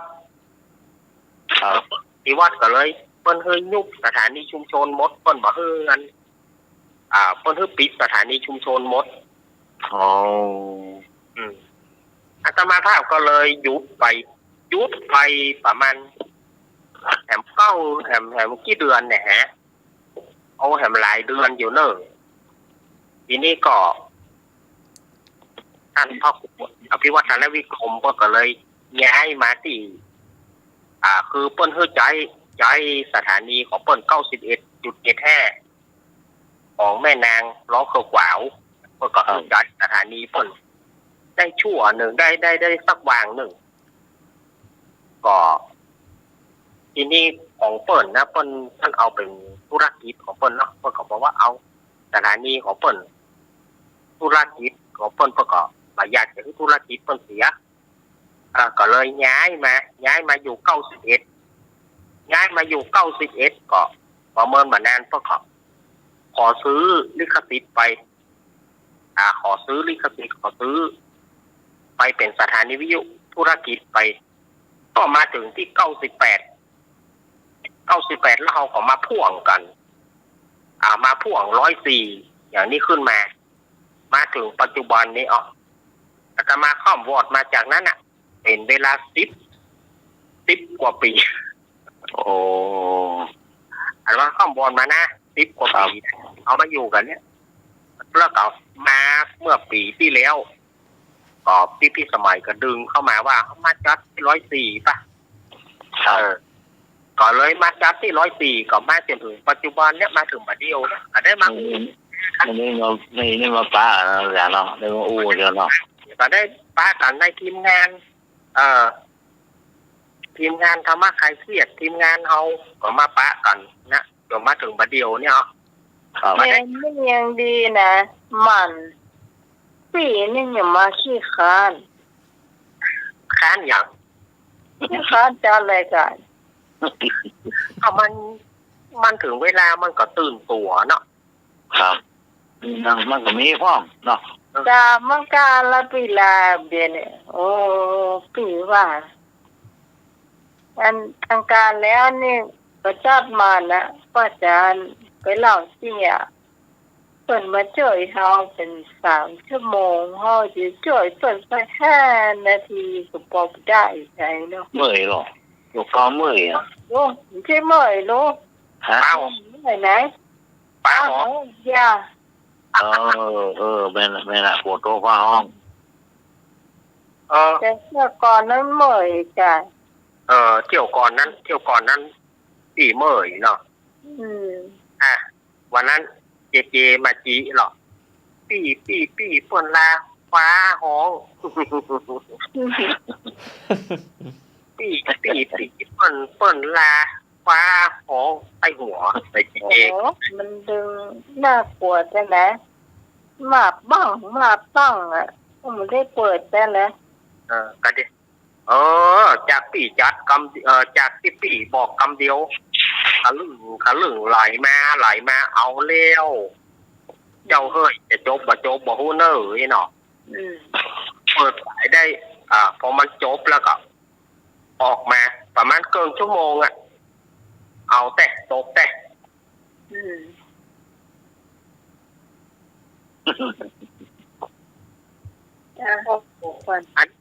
อันนี้เรามันทำขนมพี่พรรับไปแล้วกันนี่ อ้าวถ้าบัรับมาเนอะไม่พร แล้ว มาเนอะหลังจากที่หายก็ไปทำขนมทำอาหารนาหายก็ไปเนอะไม่บูนมา ก็ตู้เจ้ามันนี่อู้นักก็ตู้เจ้าตัวนี้มันอู้นักลำไปมันติดลมแม่เหย จะดี ตู้เจ้าไว้อู้เน้นลากมันอู้น้ำไปก็มันแต่ละคนเก็บสายมาอู้แหละดีเป็นไปอู้ไปมันม่วนไปเอามาเลยเรื่องจริงเหรอเรื่องจริงอู้เลยเสียงจาก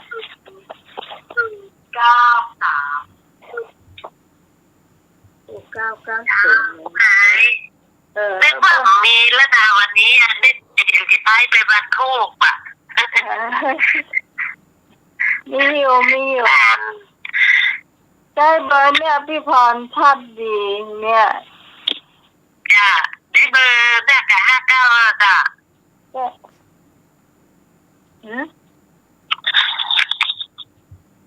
990เหมือนใจกันเบอร์เนี่ย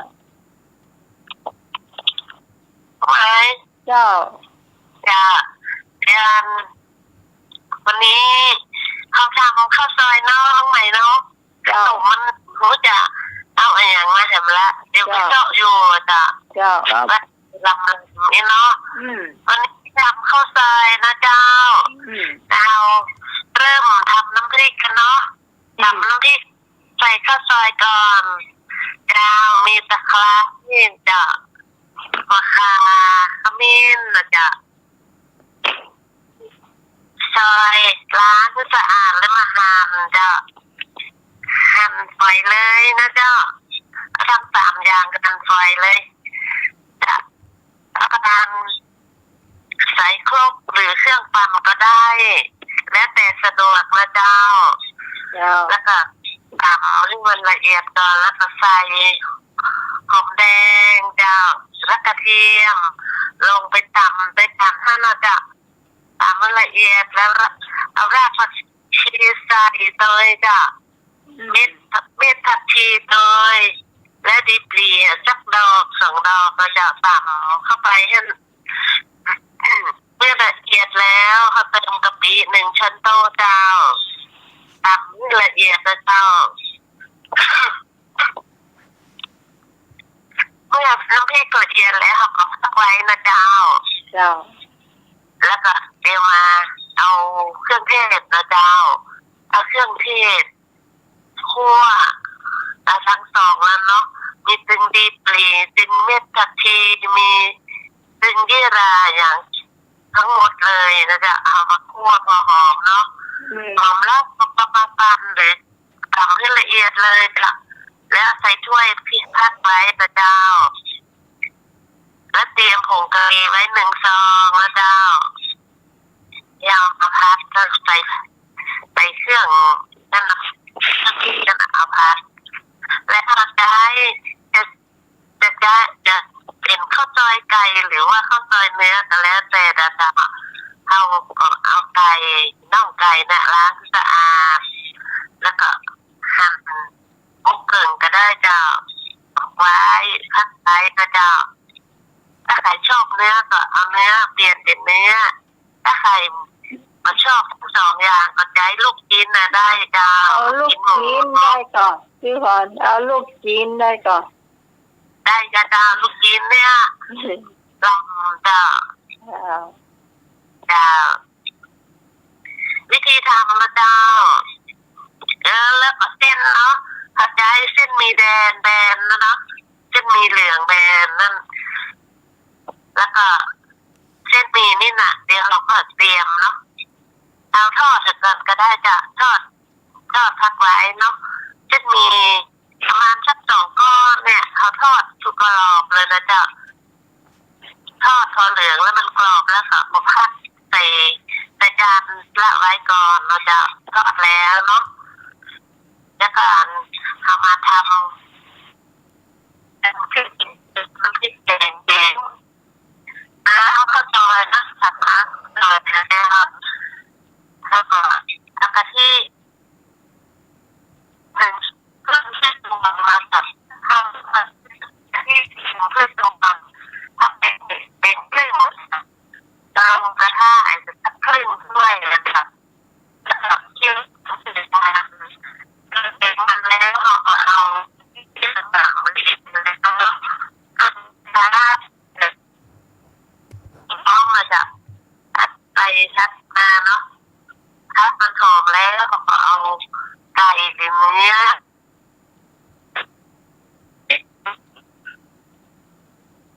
เคี่ยวแล้วก็เติมค่ะ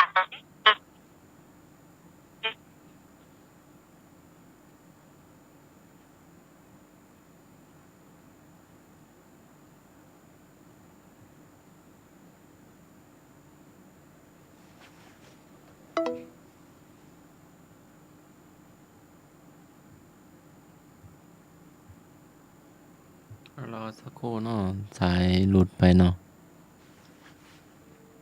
ตอนนี้ก็จะเป็นช่วงทำอาหารเนาะนำเสนอโดย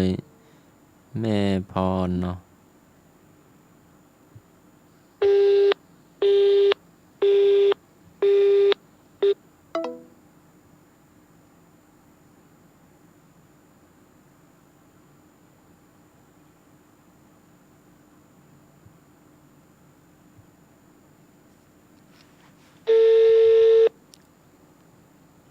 ช่วงทำอาหารร้านนา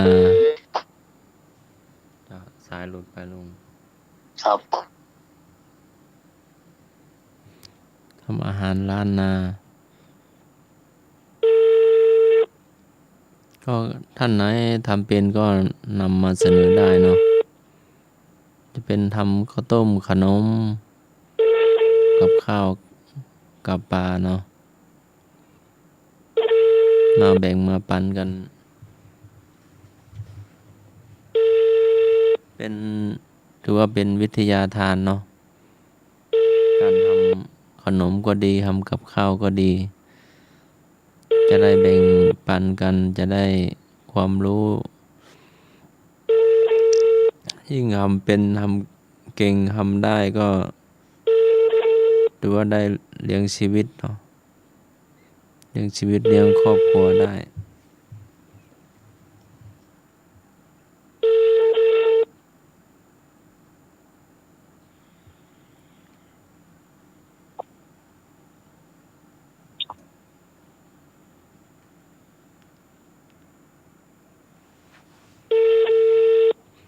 ก็จากช่วงทำอาหารก็เป็นช่วงตักน้ำก็ใส่จ้ะตักน้ำก็ใส่แล้วก็เอาเส้นหมี่ที่เราทอดกรอบอะลงไปจ้ะแล้วจะกินแล้วก็ปรุงด้วยน้ำพริกเผาแล้วก็น้ำมะนาวเนาะน้ำมะนาวแล้วก็จะมีเครื่องเคียงโดยชาวข้าวซอยจ้ะเครื่องเคียงก็มีผักกาดดองกับหอมแดงนะจ๊ะตะอี้จ้ะเครื่องเคียงตะอี้แล้วก็ปรุงชิมรสจ้ะถ้าเอาใส่น้ำพริกเผาแล้วถ้าชอบเผ็ดก็ใส่น้ำพริกเผามากหน่อย ถ้าไม่ชอบเผ็ดก็ใส่น้ำพริกเผาหน่อยหนึ่งนะจ๊ะนาวบีบก็ชิมรสดู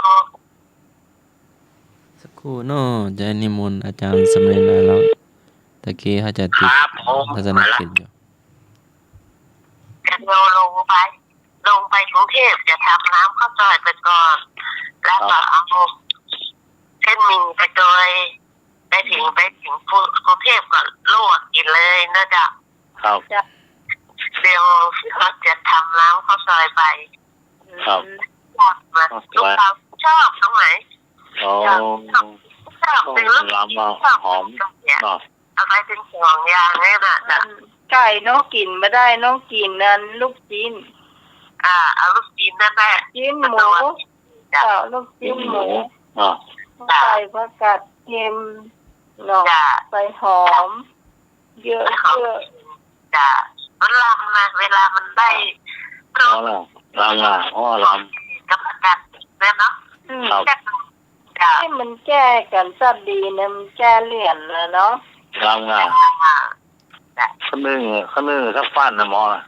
ปอไอ้กินย้ายหนุ่ยท่านไอ้พวกกินคนหนึ่ง ผมตั้งใจกินเนอะ เนี่ย เอาต้มหูเนี่ยถ้าแต่ก่อนแล้วมาใส่ใจเข้าใจแหละ โอ้หมอเลยเหรอพ่อ ไอ้หวาน จ้า บอกให้น้องกินขนมเส้นกับข้าวมันก็เส้นมันก็เข้ามาหรอกอะมาบอกเขากินขนมกับข้าว จ้า ลำ ก็เลย ไอ้ขนมเส้นหาข้าวนึ่งกับตัวน้องไหม ก็ลำแน่นะก่อนเนาะ เอาว่ามันมีรสชาติดีว่าน้องไหม โอ้ลำแน่ เนาะ ลองมาเด้อลุงนุ้ยคุยกันมาเด้อ อันนี้ตรงว่าเขาหนึ่ง จ้า หม้อร้านเกินกิโลเชียงบดดีกว่า เลี้ยงกุ้งเห็ดได้น้องไหม เลี้ยงกุ้งไอเลี้ยงกุ้งเอาไปเจออย่าตลาด ไป ละ อะ แสนหนึ่ง ไปวัดเสร็จแล้วเอาไปปล่อยวัดวะ นะ จ้า ขนาดแฟนยังหนีไปอยู่สวีเดนเหมือน เมื่อไหร่จะเลี้ยงกันวะเลี้ยงจะกุ้งเลยเด้อจะกุ้งนะจ้าเดี๋ยวไม่บุญจะเข้ามาเนาะจ้า เจ้า อ่ามีอย่างอ้อก็ สวัสดีเจ้า เจ้า ครับขอบคุณขายข้าวซอยไม่พรโอ้ลำเลยข้าวซอยกินเป็นมะก่าข้าวซอยนี่หรอกข้าวซอยแม่บัวลอยก็นี่ว่าแม่บัวลอยไม่ได้จริงประกันได้แหละข้าวซอย นี่มีเสียงตรงตามที่ละแม่บัวลอยข้าวซอยต่างหากบัวลอยข้าวซอยมันกินเป็นมะก่าเนาะจะรับกินมันหนัก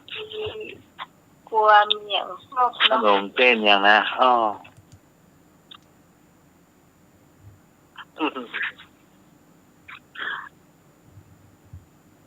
ให้บุญรับนะ เต้ คะ นสวยไม่บูนรับแล้วค่ะให้บูนจะแต่งอย่างวันนี้ เอาว่าถ้าบารับก็มานะแม่บุญเอ โอ้ อย ทุกข์ละ อ่า ทุกข์ละไอ้ยาอ้อดีกว่าป้า เนาะ โอ้ ยังมาเบยเนาะ โอ้ยด่า วิ่ง100 เมตร สิ่ง100 เมตร อันยัง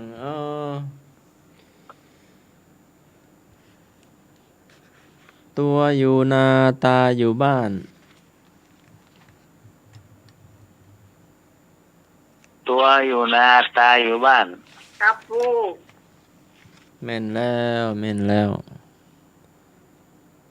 อันยัง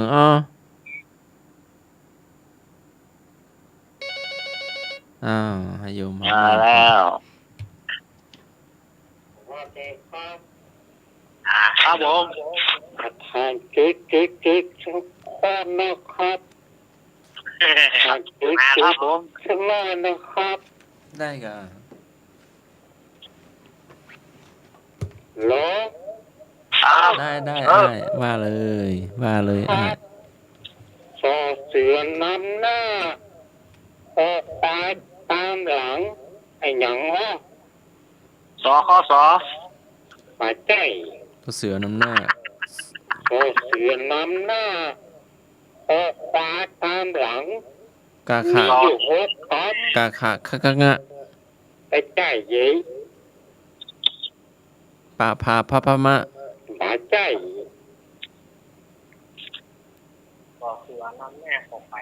สิงสาราสั มั ต น ว์ อยู่ในพุทธศาสนาเหมือนกันนะศาสนาพุทธเขา พุทโธธัมโม บาใจ ก็ไก่น้ำหน้าเนาะ ครับ ก็ไก่น ต่อเสือนำหน้าออกขวาตามหลัง พุทโธธัมโมสังโฆ บาใจ บาใจ ำไก่เป็นหัวหน้า เสือเป็นผู้ตาม ที่หมอต้องปฏิบัติประจำนะ เป็นธรรมะธรรมโมนี่เนาะ ครับ เป็นสุภาษิตหรือว่าเป็นบทสวดมนต์หรือว่าเป็น เป็นบทสวดมนต์ สวดมนต์ สัพพิติโย กาลามสูตร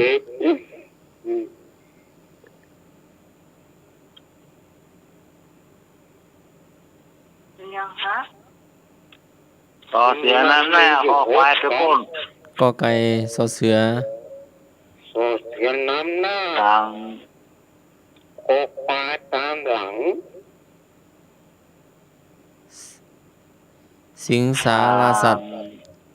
จัง บาใจ เป็นธรรมะธรรมโม จัง มันลงใบให้หน่อย มันเป็นตัวจะได้ มักเป็นบทสวดมนต์ ตอนทำวัดหรือว่าตอน ปฏิบัติกันประจ พระหังสัมมาสัมพุทโธ ำบาใจบาใจ สังสารวัตร บาใจ สังฆังสรนังคัจฉามิ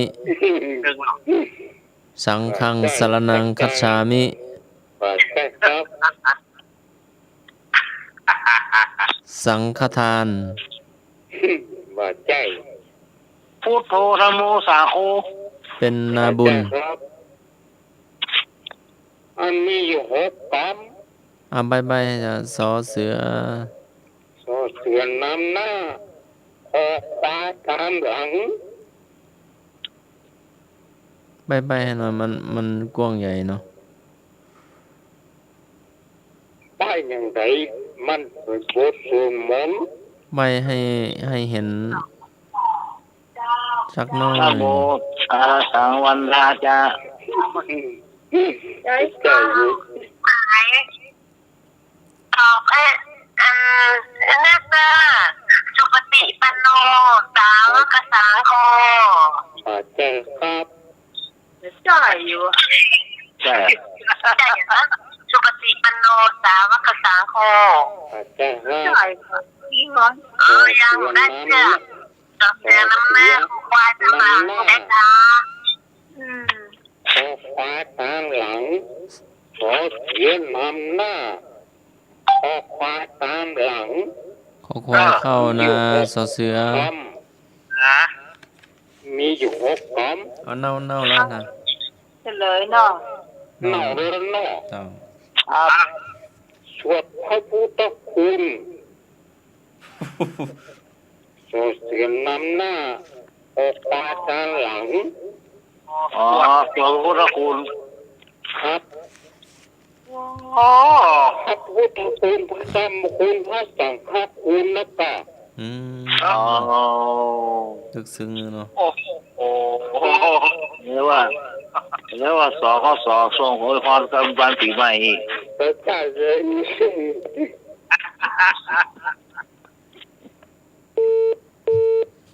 ไอ้นึก ยินดีครับ ไอ้นึกมากรรมนี่ม่วนนะครับ ถ้ามากรรมนี่ก็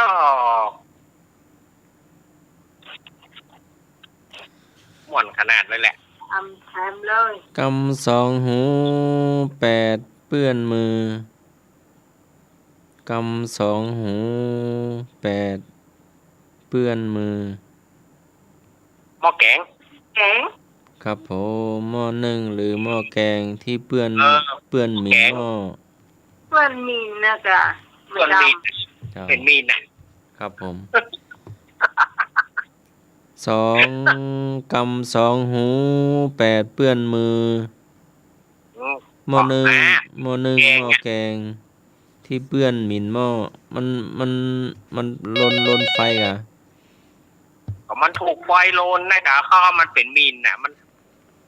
หม้อแกงหูอ่ะ เจ้า สายนึง ไอ้ยังเดินไป2 ตีนเตียว2 ตีนปาก2 ปาเดินทั่วบ้าน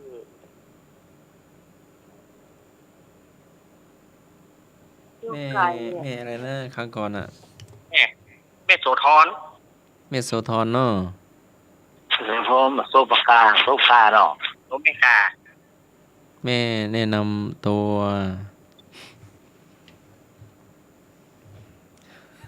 แม่ว่าแล้วครับ แม่ว่าใหม่นะแม่ 2 ตีน2 ปาเดินทั่วบ้าน 2 ซีน 2 ปาก เดินทั่วบ้าน เกือบคีบ ย่อย ลูกเจ้าบินเท่าบาท แม่นละ โอ้ โอ้ เจ้ามันเข้าไปเข็มปลายมันเต็มแม่น้ นี่ยังก็เจ้า ำเจ้ามันเข้าไปเข็มปลายมันเต็มแม่น้ำ แหวนเจ้า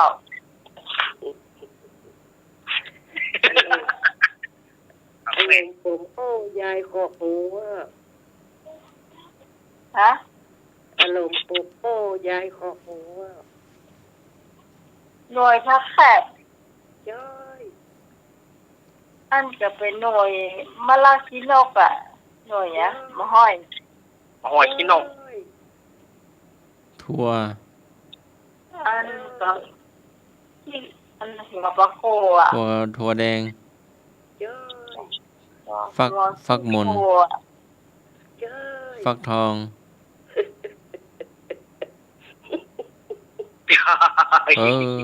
ฟักมนฟักทอง เน่าแล้วไงเนี่ยผมตอกเจ้า ฮะ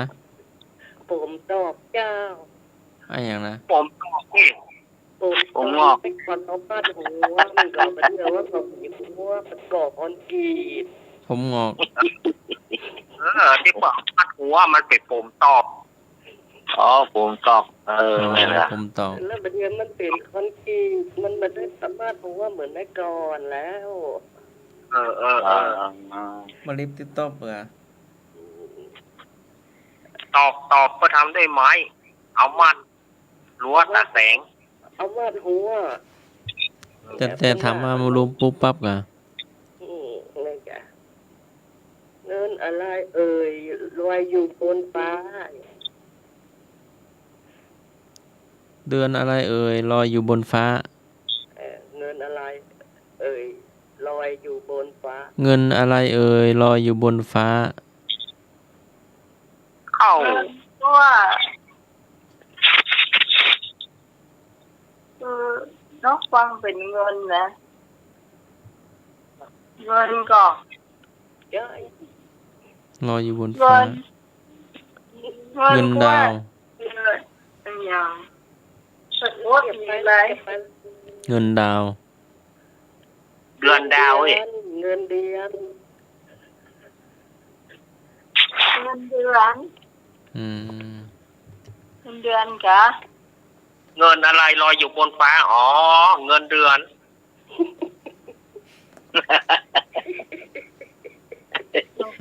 เจ้าเฮ้ย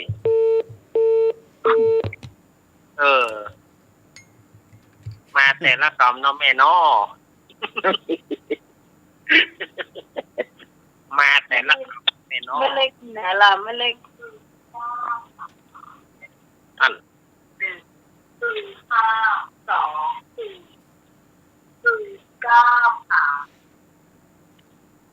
จ้า ยัง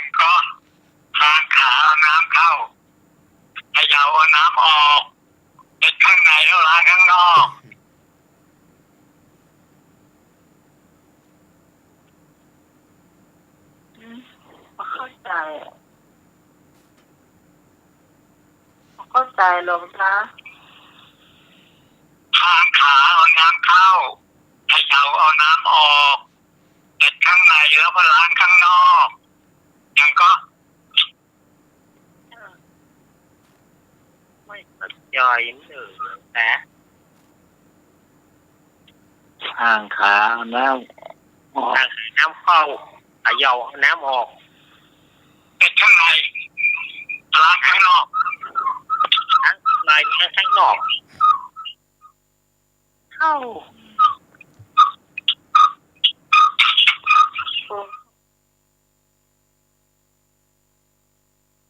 ปัญหาปากเสียนเนี่ยหลวงตา ไม่ได้จ้ะ มาได้เนอะหลวงตา ไม่ได้ก็เข้าใจไปละ แปรงฟันเสร็จแล้วก็บ้วนน้ำเอาออกออกเลยข้างนอกเข้าไปละไอ้ใส่ข้างในก็ล้างข้างนอกไปล้างหน้าไงล้างฟันล้างหน้าล้างฟันล้างหน้าใช่เนาะโอ้หลวงตาหลวงตามาแต่ละกรมนี่ อดรับอดนอนเห็นไหมคนรับคนนอนเหมือนนอนนะ เดี๋ยวแกจะถูกแล้วกันยังไม่นอน แค่ม่วนแค่ม่วนลงมาแล้ว ยังไม่นอนไม่ให้ฉันนอนนี่กันเนาะ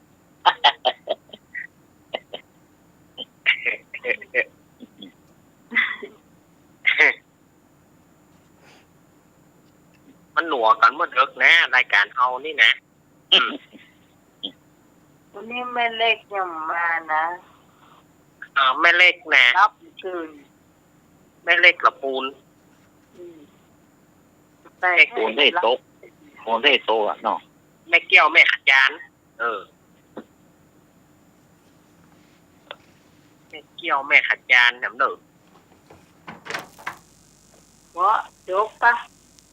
เนาะ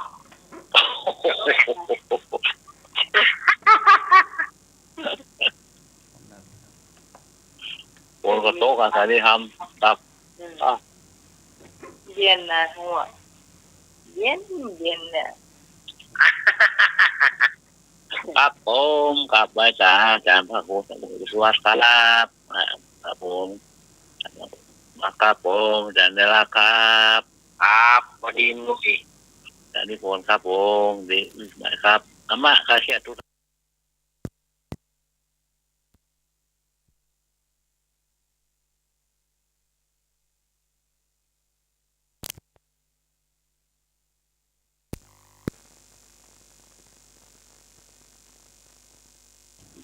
วันนี้วันพระเนอะว่าวันนี้เที่ยงคืนแล้วหรอเที่ยงคืนก็เป็นวันใหม่ละวันนี้วันพระเนอะจะไปลืมเนอะศรัทธาญาติโยมลูกมาไปใส่บาตรญาติโปกตามวัดไผ่วัดมันขวายมาก็ฟังเทศน์ฟังธรรมแต่ละวัดแต่ละวาหรือจะไปธรรมสัญจรจะไปรถด่วนขบวนพิเศษที่ไหนก็อนุโมทนาบุญตัวเนอะขอบคุณท่านอาจารย์วิสุวัฒน์วรกิจโจครับที่เอื้อเฟื้อเวลากับรายการธรรมะคลายเครียดได้ดีเสมอมาขอบคุณท่านอาจารย์สมัครยานาสีโลครับผมครับผม แล้วก็ขอบคุณโยมพี่สมัยที่อาตมาภาพมาร่วมดำเนินรายการนักๆเนอะแล้วก็ขอบอนุโมทนาขอบคุณศรัทธาญาติโยมดาคนฟังด้วยดีเสมอมาเนอะขอบคุณนักๆเนอะศรัทธาญาติโยมที่ตั้งจิตตั้งใจฟังตั้งแต่3 ทุ่มมาจนถึงบัดนี้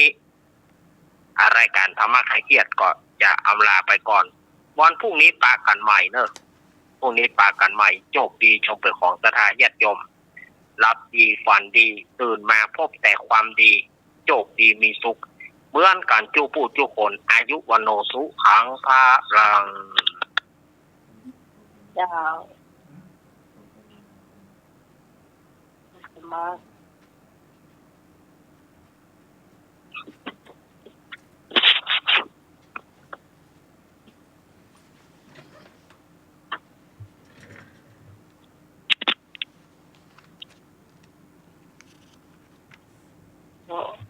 ได้ สีลังโลเกอนุตตรังศีลเป็นเยี่ยมในโลก ขอกล่าวนมัสการและขอเจริญพร เจ้าร อพระอาจารย์แป๊บหนึ่ง ขอบ เนาะ คุณผู้ฟังทุกเสียงทุกสายที่มาช่วยกันจัดรายการธรรมะเต็มเงาผ่านพ้นไปด้วยดีขอบคุณอาจารย์พระคุณสมุวิศวัตวรกิจโยผู้อำนวยการที่มาเปิดเพลงเพื่อแล้วก็จัดเพลงเพื่อแต่ละคนไม่ฟังแบบสนุกสนานนะเจ้าประกอบ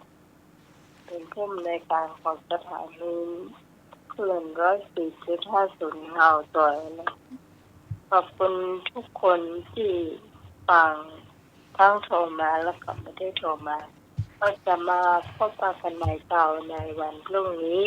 3 ทุ่มถึงเที่ยงคืนสำหรับพระเจ้าพิสมัยสุริยรอนขอลาคุณผู้ฟังไปเพียงแต่ก่อนสวัสดีนะเจ้า